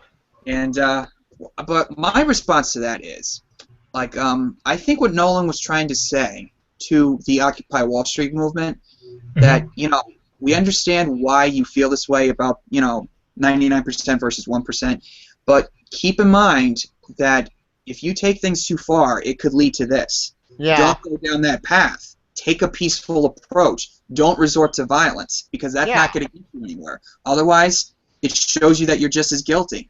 Yeah, which makes sense. I support that. That's what Nolan's trying to say. People take the Occupy Wall Street too far, and wait, I'm on the Occupy Wall Street side because in general, the 99% complete jerks. But at the same time, though, it's a loser situation because who wins? No one. Nobody. Yeah. So, Tom, how did you feel about that aspect? Did you like that part, like the class warfare thing? I never really noticed that until now. I'll say that. When I was watching it for the first time, I never really noticed that until now. Oh. I did I once, but some theaters. Yeah, I never noticed that. Okay. So there is that. Yes. Okay. Tony, how did you feel? I thought it was very interesting how the movie handled that. Sure. Yeah. Without going into like too many details. Yeah. And Nolan loves his social political commentary. He did that in The Dark Knight with like society and like how like the Joker was trying to go promote anarchy and chaos and whatnot. So I think it was handled well in this movie. Agreed. Yeah, that's the thing I love I love about this trilogy, honestly, is that there's always an important message behind these stories, and Christopher Nolan makes these messages like very thought-provoking too. You know, like the messages feel important to the story. Yeah, like they're not shoot on in like all other movies. Like for example, what the movie? Oh yeah, RoboCop, the remake. That remake message made no sense. I didn't see the original. Or no, I saw the original. I didn't see the remake. I seen the remake, unfortunately. Not video, it's on Netflix. It sucked. Oh, you saw the remake, Tom? The remake isn't very good. Also, What the remake isn't very good. There it is again. That's. Oh, you're trying to piss me off. All right. Let's see. Okay. Oh yeah. The thing with those scenes, like especially with the special forces team coming in to try to defuse the situation, it also leads into how like Miranda Tate's true colors. When Bane's men are everywhere, all over the city, so they're watching, and she would obviously have told Bane, "Hey guys, we got some people over here trying to stop you. Here they are." So it plays into it, and especially in the scene where Batman finally comes back and John Blake tries to get his partners out of the sewers. Bane's got his guys everywhere. So if they even try to if Bane's men even get one glimpse of an uprising going on, they're gonna put him down. So it's like this movie literally pounds not just Batman, but the whole city into the dirt. Yeah, Gotham City a hostage, basically. Yeah, and that's another thing I'm going to address. Bruce, since I brought it up, Bruce Wayne coming back. People have complained about this I don't know how many times, and I am absolutely sick of it. I'm sick. So am I. Every time I hear. Yeah, I'm very sick of that criticism too. And the fact is that if you go back and rewatch Batman Begins, it was established that Bruce has disappeared for 7 years, and the fact that he had no passport or money with him, so you really think he wouldn't be prepared for a situation like that? Yeah. So, that criticism just it's annoying after 3 or 4 years. 4 years? About 4 years. 4 years Almost. ago. 4 years. Okay. Yeah. It's gotten to the point where I'm like, oh god, how come no one can actually just answer that? Yeah, and accept it.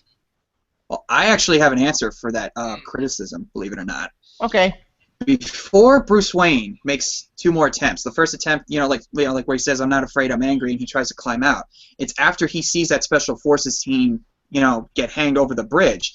But right before that happens, Lucius Fox tells that team the bomb's going to go off in 23 days. 23 days is 3 weeks and 2 days. The next thing you see Bruce Wayne do, he tries to climb out of the pit, doesn't work, but then he climbs out again, and he makes it.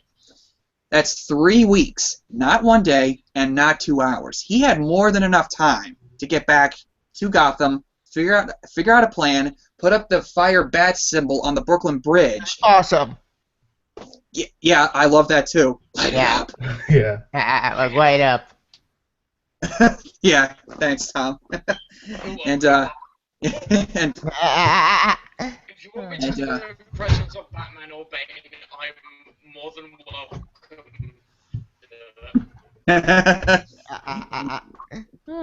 yeah, so there's no reason why he's not able to travel the world again, especially with that newfound passion he's discovered after he's climbed out of that pit. Yep. Oh yeah.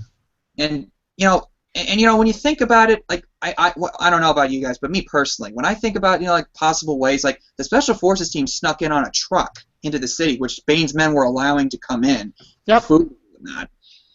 So maybe he could have gone in through there. Maybe he got in through the sewers. Maybe he even on the Batwing, which is a cool Autopilot. the autopilot. Yeah, and Yeah, that's an awesome vehicle, by the way. Yep. I got a vehicle. yeah, there's so many possibilities that he could have gone in, and I guess maybe I would have liked to have seen it, but when I think about it, yeah, how interesting could that explanation have actually been? Answer: nothing. Yeah, it people would have. I guarantee you, the same people who are complaining about this plot hole would have said, "Why did you show him getting into the city? That was not necessary. Cut it out." It's a good situation. Yeah, it's move the story along. Stop wasting so much time trying to explain every single detail. Yeah, it's like you decide. That would just become boring after. And complex and too confusing. Yes, exactly. Because I know Christopher Nolan wants to try to get point by point by point, like scene after scene after scene. Right. Yep. And this movie's like 2 hours and 45 minutes long, so you have to cut stuff out. I mean, if this was like a 6-hour movie, I wouldn't complain. But for the time that it was made, like 2 hours and 45 minutes, you have to cut stuff down. Yeah. I'm not gonna lie. I could have seen this movie work as a 3-hour movie because, I was looking at the running time because how the running time always includes the credits. Yeah. Yeah, I was looking at the running time, and the movie is technically 2 hours and 37 minutes because that's where it ended. Yeah. Yeah. So, and it's quick, man. Like, this is one of the quickest 2 hours and 30-minute long movies I've ever seen because some movies you could watch that running time and you'll just be like, okay, when's this movie gonna end? When's it gonna end? I can't take it anymore. Yeah. Yeah. But honestly, with The Dark Knight Rises, I started watching this movie around 6 o'clock. The movie ended at 8:37, and I'm looking at the clock going, Jesus! It didn't even feel like 2 hours and 37 minutes. Like, that's how smoothly paced this movie is. It moves so smooth that not a single moment feels like it's dragging. Like, it doesn't waste its running time from the storyline that they're trying to tell. Agreed. Because some movie had this. Oh. Go ahead. Tom. You completely forget that it's actually long. I will say, you completely forget. Yeah, it's if a movie can do that to you, it's doing something right. Agreed. Yep. And plus, to bring in another question, not question, another point to make. But some movie had this problem that in order to make a movie great, you have to extend it way too long. Which is no, if you new movie way too long, page is bad, people get bored of it. Yeah. Case in point, Illusion or the other movies. Those movies have no story. Just boring and exposition bullshit. Yeah. Ugh, I hate that movie like RoboCop the remake. That And, remake destroyed me. I got the RoboCop remake. Damn. yeah. It's I had no very interest good in seeing movie. it. Hang I on a had no sec. interest. Okay, good. Oh, I'm very proud because- of you, Joe. You are doing something Thank you, Tom. right. I mean, I don't know how you felt about the Good remake, movie. but What? Oh, This. I Not a very- actually like the not a very remake, good but movie. I could see Oh. why people didn't like it. okay, fair enough. Oh yeah, What? There was the RoboCop. It's great. Nice one. yeah. The original World Cup's awesome. It's not like the remakes like the original or anything, but it's all like at least it didn't feel like a rehash of the original. Like they did change certain things to make it pretty much separate it from the original. That's why I like the remake. Okay. They And- tried, but they failed miserably because the original RoboCop had a story, had a great story. It's sort of commentary. It was funny. It was great. It was awesome. It put a good revenge movie. And technically, it had a good message. The bad guys won technically. Corporate OA won. So it's a good social political commentary, sort of. Yeah. And Yeah. speaking, since we spoke about RoboCop, Peter Weller plays RoboCop, voiced Batman in the Dark Knight Returns animated Yeah, movie. he did. It was awesome. I saw the trailer for it, and I was wondering, how's he going to sound as Batman? And he sounded pretty good. Yep. But anyway, and this movie definitely takes some inspiration from The Dark Knight Returns. Like, Yep. kind of does, and there's some aspects where I can see.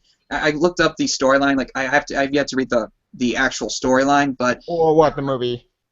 or that too. But like, he comes back after so many years. He's older, and he's got gray hairs on the sides right here. He's like maybe 38, 39 at this point. I don't know. Yeah. But- I have no And, idea how old he is in that movie. I think in the first movie he's like 30 years old because he's celebrating his birthday. Yep. And Okay. in the second movie it jumps to like 1 year later, which is 31. 13. And then 8 years later, 31, 8, he's about 38, 39, I guess. Mhm. Yeah. Okay. Okay. Yeah, he's getting older, and yeah, we'll talk about that ending in a little bit. But I love the whole climax of the movie, like where they're stopping Bane, and the cops are finally broken out, and Batman enlists Catwoman's help.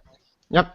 And like the cops, thanks to Matthew Modine's character, Deputy Commissioner Foley, while Gordon's looking for the bomb, it's like there's only one police in this town, and they're slowly creeping up, and Bane just goes, "Open fire," and then the tumbler gets ready to fire, but then out of nowhere comes the bat plane, disables the gun, and the cops go, "Yeah!" and then they just go, "Charge!" Yep. That was after awesome.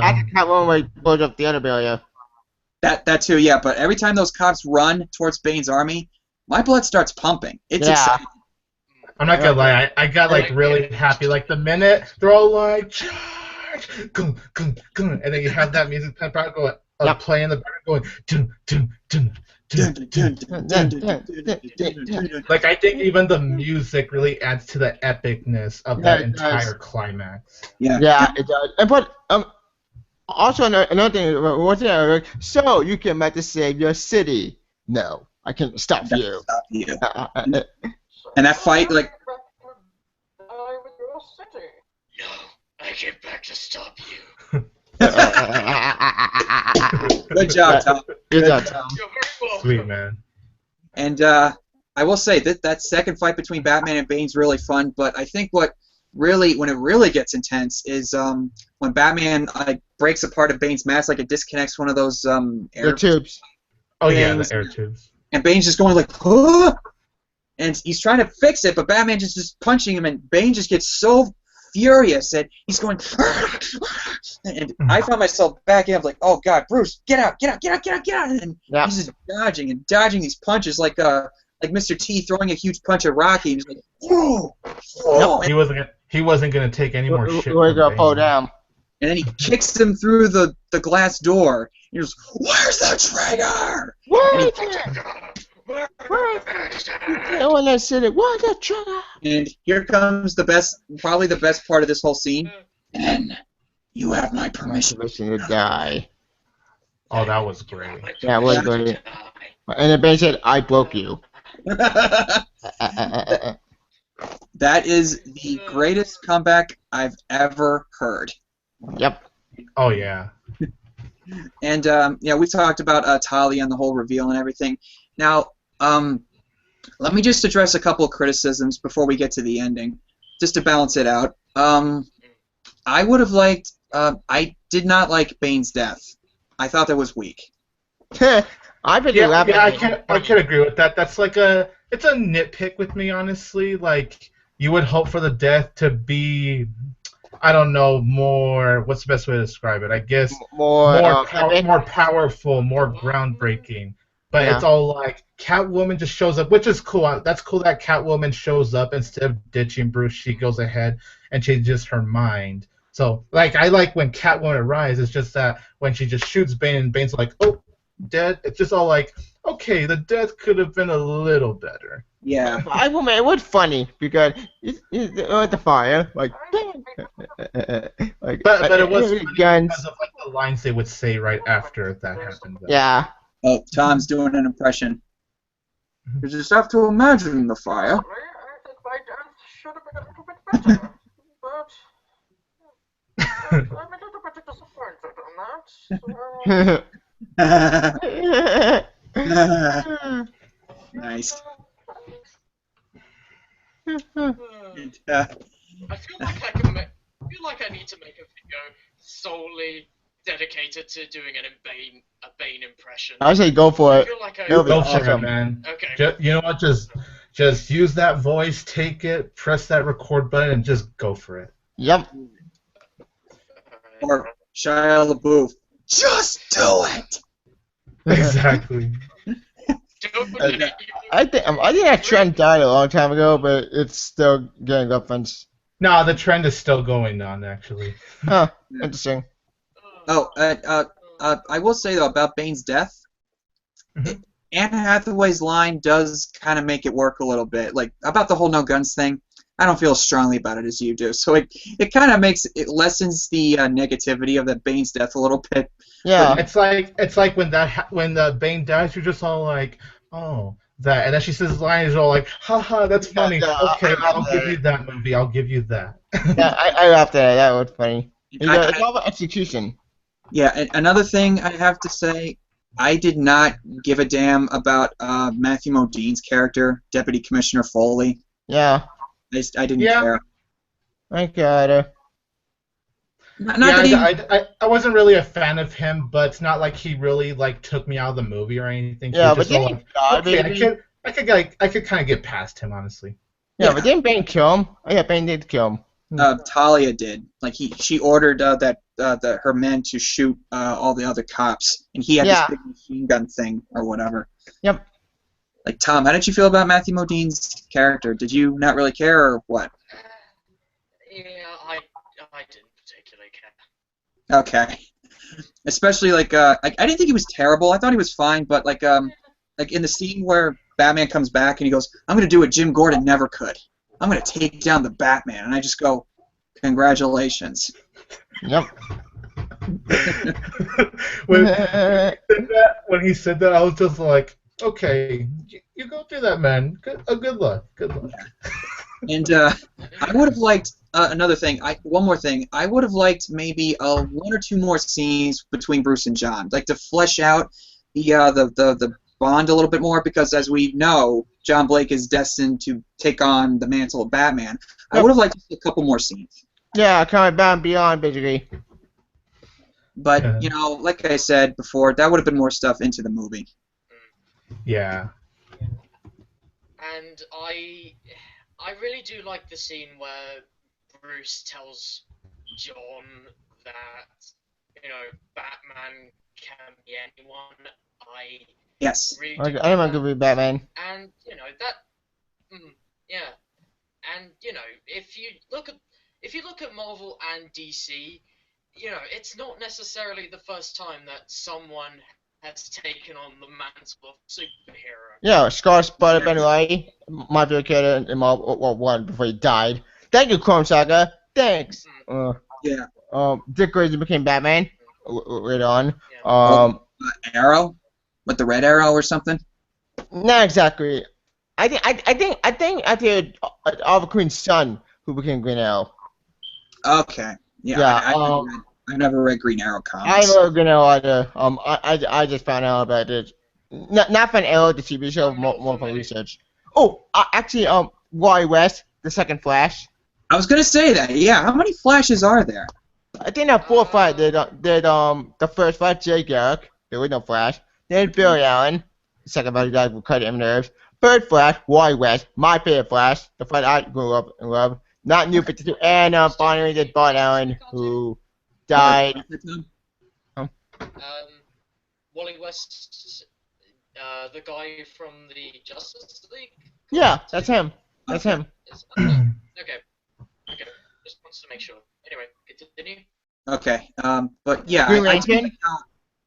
do like how it plays out at the end, and like the whole sequence when they're chasing after the bomb, and in a similar fashion, Talia's truck goes down and crashes into a certain area, kind of like the train did in the first one with Ra's al Ghul. Like it crashes and whatever. It's nice little touches right there, and let's see. And the whole sequence where Batman decides to fly the bomb out over the water.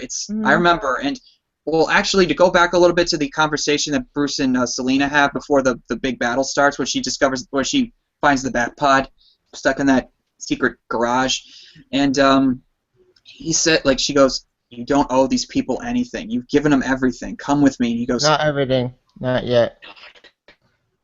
Everything. No, God. And I have to admit, the first time I watched this, when he said that, I kind of had a feeling of like, Batman's going to die. This is bullshit. Yeah. This is bullshit. They're gonna kill him. Are you kidding me? But and when he finally takes off, well, another great reveal is like when he reveals his identity to Commissioner Gordon, like about even a man doing something simple and reassuring is putting a coat around a young boy's shoulders to let him know that the world hadn't ended. Yeah, like Bruce Wayne. Yeah, and you know what? Like at first, when I thought, wait, what? And then I thought to the scene in Batman Begins when Gordon puts the coat on Bruce, and they show that show.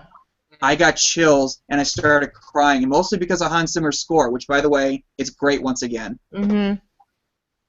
Yeah, and I actually cried when the bomb. I said, "He's gonna die."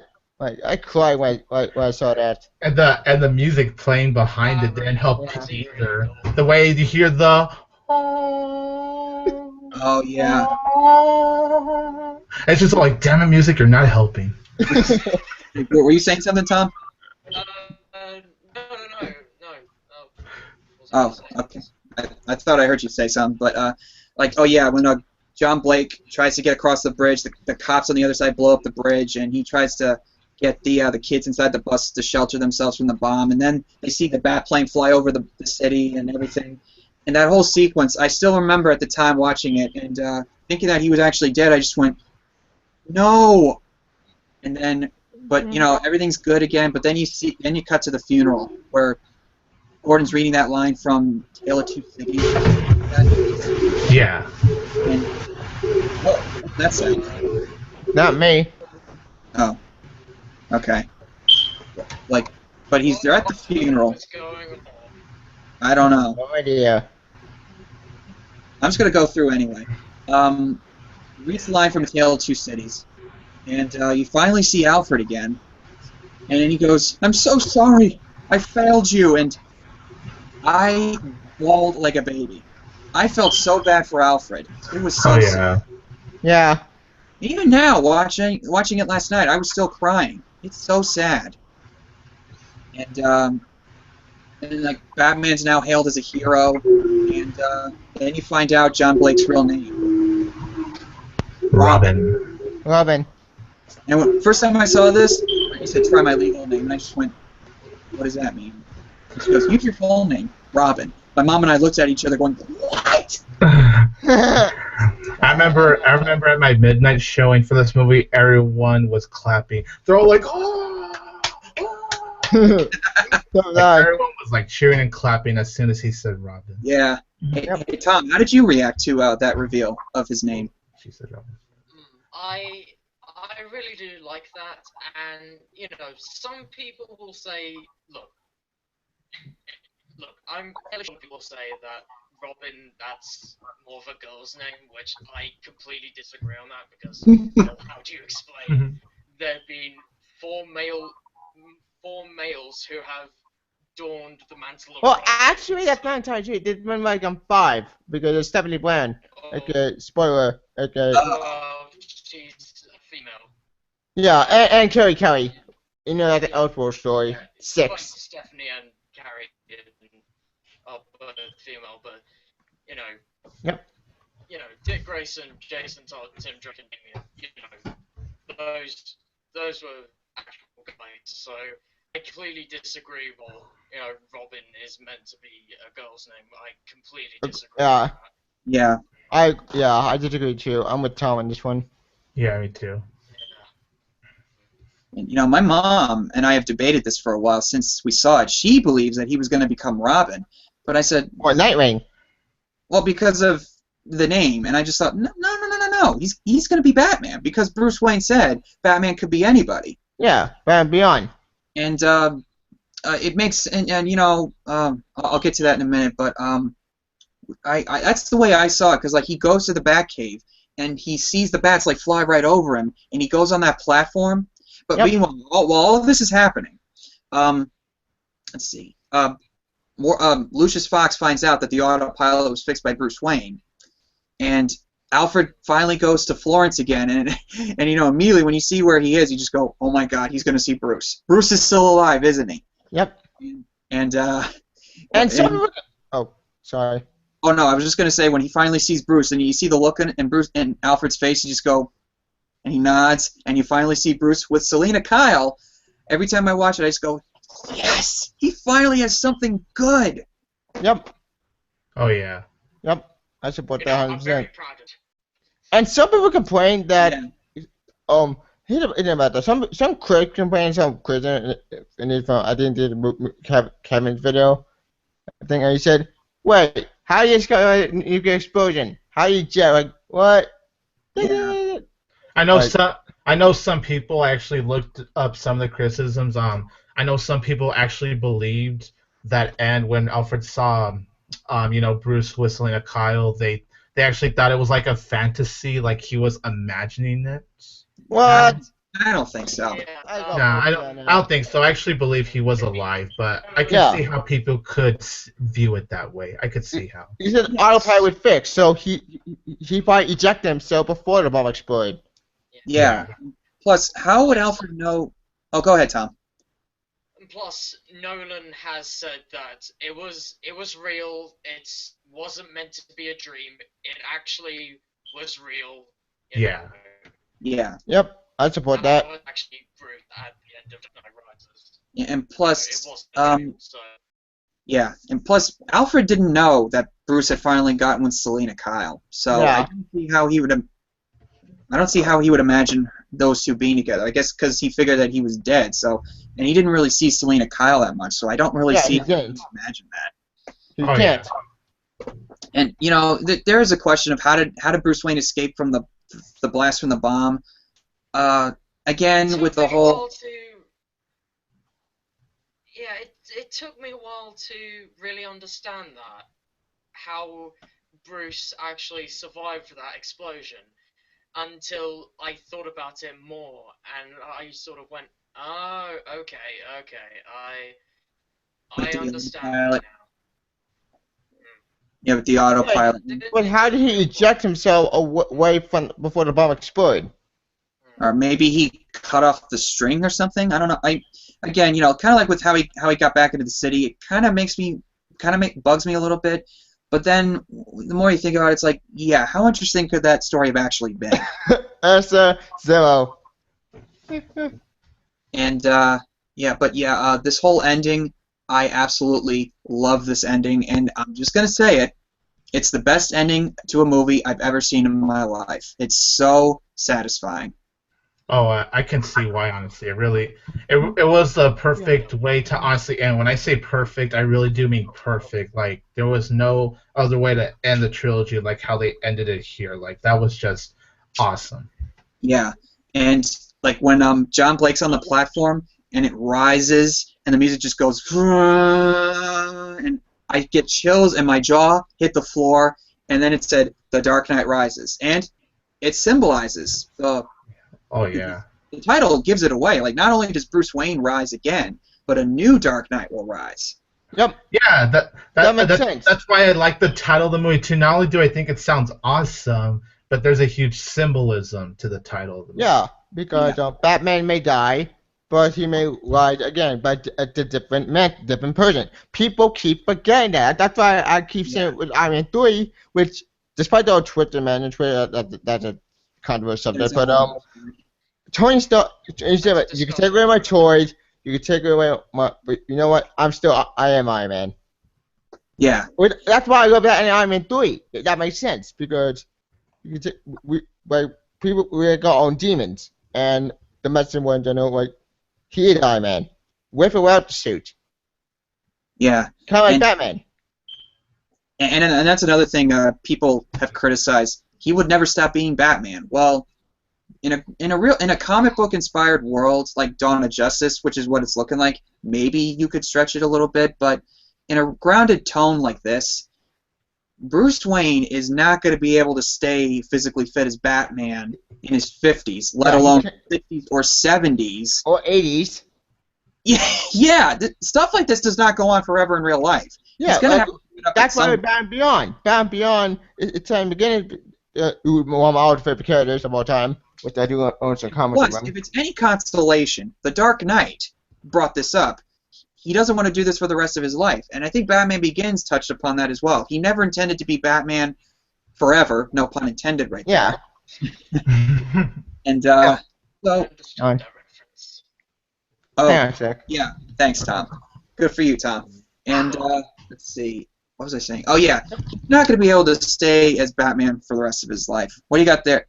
Oh, another Batman comic there, Tevya? Batman Beyond. Sweet. Oh, it's a comic book series. Okay. Yep.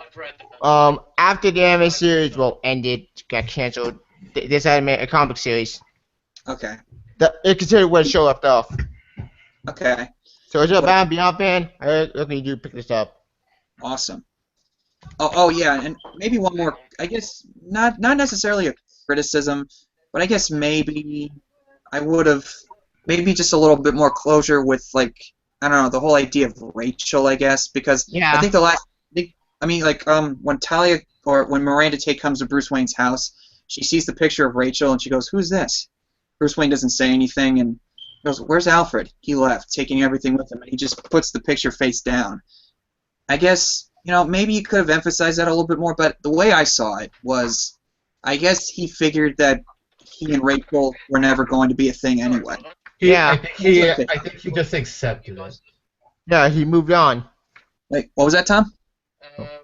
Sorry about that. Anyway, you were saying? I was just saying that I think we could have used a little more emphasis on Rachel, with the closure. But the last thing we see of him actually thinking about Rachel is he looks at the picture after Miranda Tate asks who's that in the picture. He's like, "Where's Alfred?" He left, taking everything with him. And he puts the picture face down. So. You could say that she was the Daisy to his Gatsby. He longed for her, but there was never any way that those two were going to be together. That's true. So, by the way, speaking of Miranda, aka Talia, death scene though. Yeah. Because she's so like, my father's look, here, it's done. Oh, yeah. Well. I know people had criticisms with that, but personally, I thought that was a funny moment. I wasn't even bothered by that. I would just laugh every time that death scene. Yeah, because that makes sense. Yeah, it is a little funny, I guess, but it's not that big of a deal. Yeah, who cares? Yeah. It's not something that's like, oh my gosh, that was like a horribly executed scene that bugged me. Like it wasn't like that at all. I just laughed at it every time I watched the movie. Yeah, And let me just end it. Let me just end it with these final thoughts. I think The Dark Knight Rises. Oh, sorry guys, that's my dog. It's. I like how it's. I like it when something that's quality is popular because. Sit down. Sit down. Jesus. Aw. And yeah. Hmm. Hey, doggy. Aw. And Hi, doggy. Jagger, say hi. What breed is she? He. Or he? He. It's Sorry a about that. Chocolate See, I Labrador. knew I would mess up on the gender. Uh, Doggy. Hey, doggy. And what was I saying? Hang on a minute. Sit down. Sit. No. Oh my God, this dog is gonna drive me insane. Okay, I will be right with you in a moment. Okay, I am with people. Okay. He's all like, Joe, I need attention right now. Don't look at me like that. Aw. Aww. I will be right with you. Okay. I promise. Hey, okay. Aww.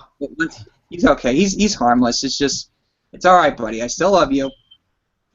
But let's see. You want attention. Yeah, I felt really satisfied with this ending overall. I know some people were disappointed, but like I said earlier with the criticisms, like they act like it's so flawed or anything. Well, if you really think about it, you could easily pick apart The Dark Knight or Or Batman Star Wars. or Star Wars, yeah, and find some things to complain about there. So, yes, this movie has flaws. Whatever, every movie has flaws. Not every Congratulations. like perfection. Even if you find a movie technically perfect, you could still find one or two things about it that's wrong. But Yeah. it's just a matter of how it's executed, how involved you are with the story, and if the flaws bug you, or if it's just like something where it's like, it's no big deal. Like you acknowledge the flaws there, but it doesn't like really, ruin your enjoyment of that movie. Yeah, like it's with some like bad movie. Bad movie you can find flaw easily, but a good movie, just because you love the movie so much, that doesn't mean the flaw. Like no movie perfection. There are some little exceptions. Anyway, that rhymes. Yeah. Oh yeah. Like there are some little exceptions. Yeah. But sometimes when a movie is great and it's sucked in, you don't really care. Like Sure. that's why I don't understand with some of these people. Like, don't get me wrong. I understand why people may not like this movie, but you know what? It's a great ending and it's a great end to no maturity. Now, whether the ending people want, who Maybe. knows? Yeah. Debatable. I mean, I do love The Dark Knight Rises, but there are some things that I think they could have maybe fixed. But at the same time, I could still appreciate it from a filmmaking perspective. I'm still invested in the characters. It does what I think a Batman movie should do. I'm not too encyclopedic about the Batman lore, but the psychology of Bruce Wayne is addressed. I do care about Bruce Wayne, and the fact that they don't show how exactly he got back into the city, I could not care less about that. I can care about that either. Like, who cares? Like, he's Batman. Like, Maybe he just ran to Superman and Superman gave him a lift. It's the way it exists in this universe. And you know what? For all and I am hoping that this new version of Batman with Ben Affleck will be good. I'm going to watch Man of Steel this week before I see Dawn of Justice to get caught up on my thoughts and everything. Actually, this gives me an idea. Call me crazy, but maybe we do a Man of Steel discussion.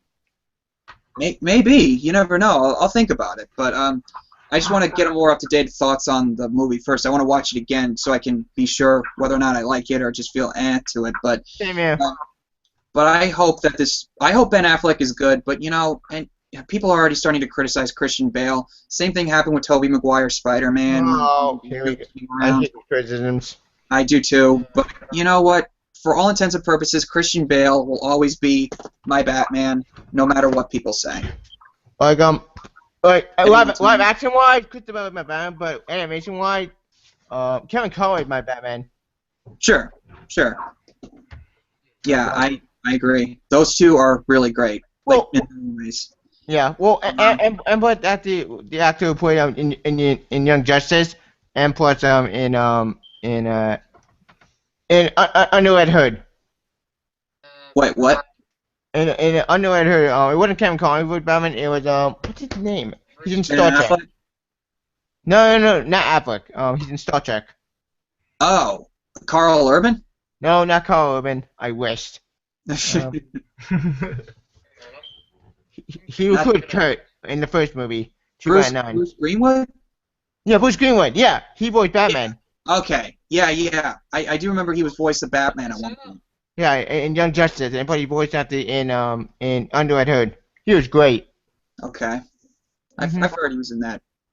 I guess he sounds like he's got the Batman voice in a way. Yep. Like an older, experienced Batman, which I Yeah. think is what they're going for with Ben Affleck. Makes sense. They're going to Arkhamverse, basically.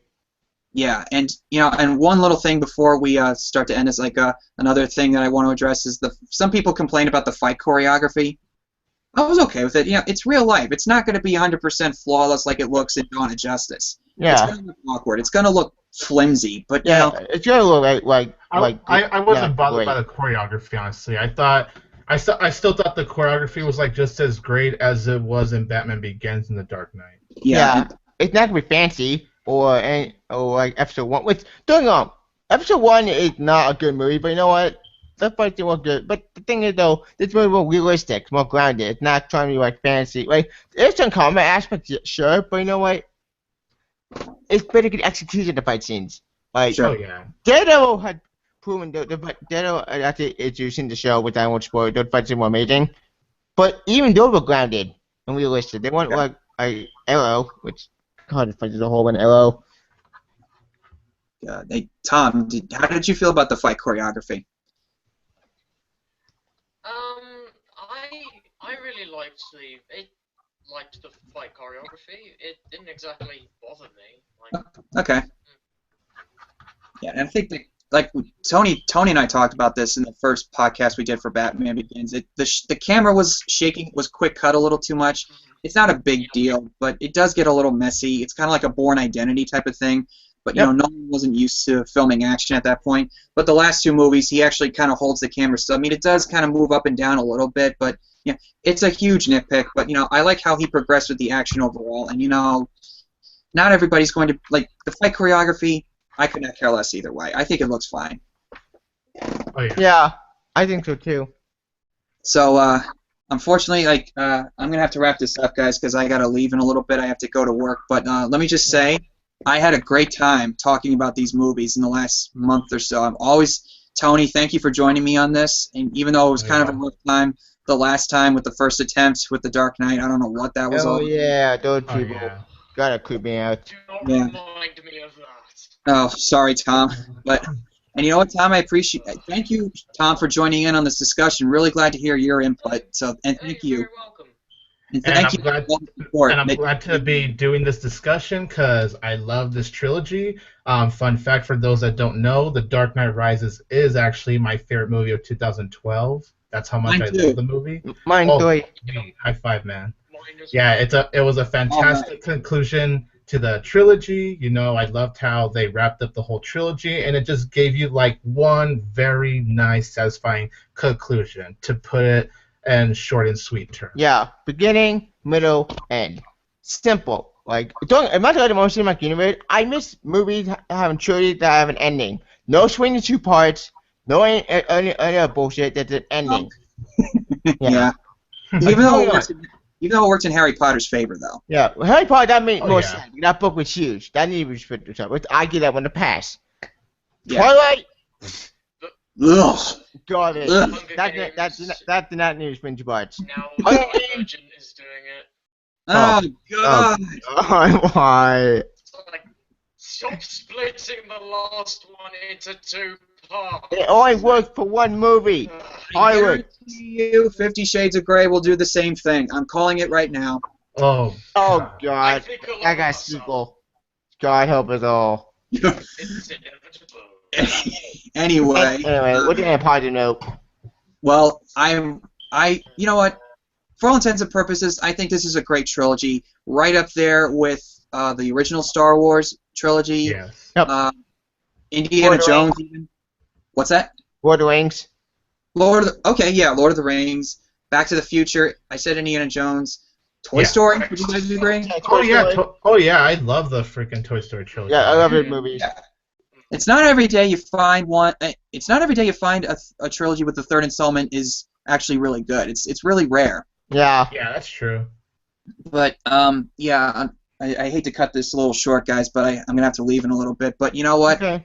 I do appreciate and thank you, Tevya, for joining in and Anytime. giving us your feedback on the other two podcasts. I had a great time discussing this. It was nice to go back in retrospect and watch all these three movies. I'm hoping Dawn of Justice will be good. I'm pulling for Ben Affleck.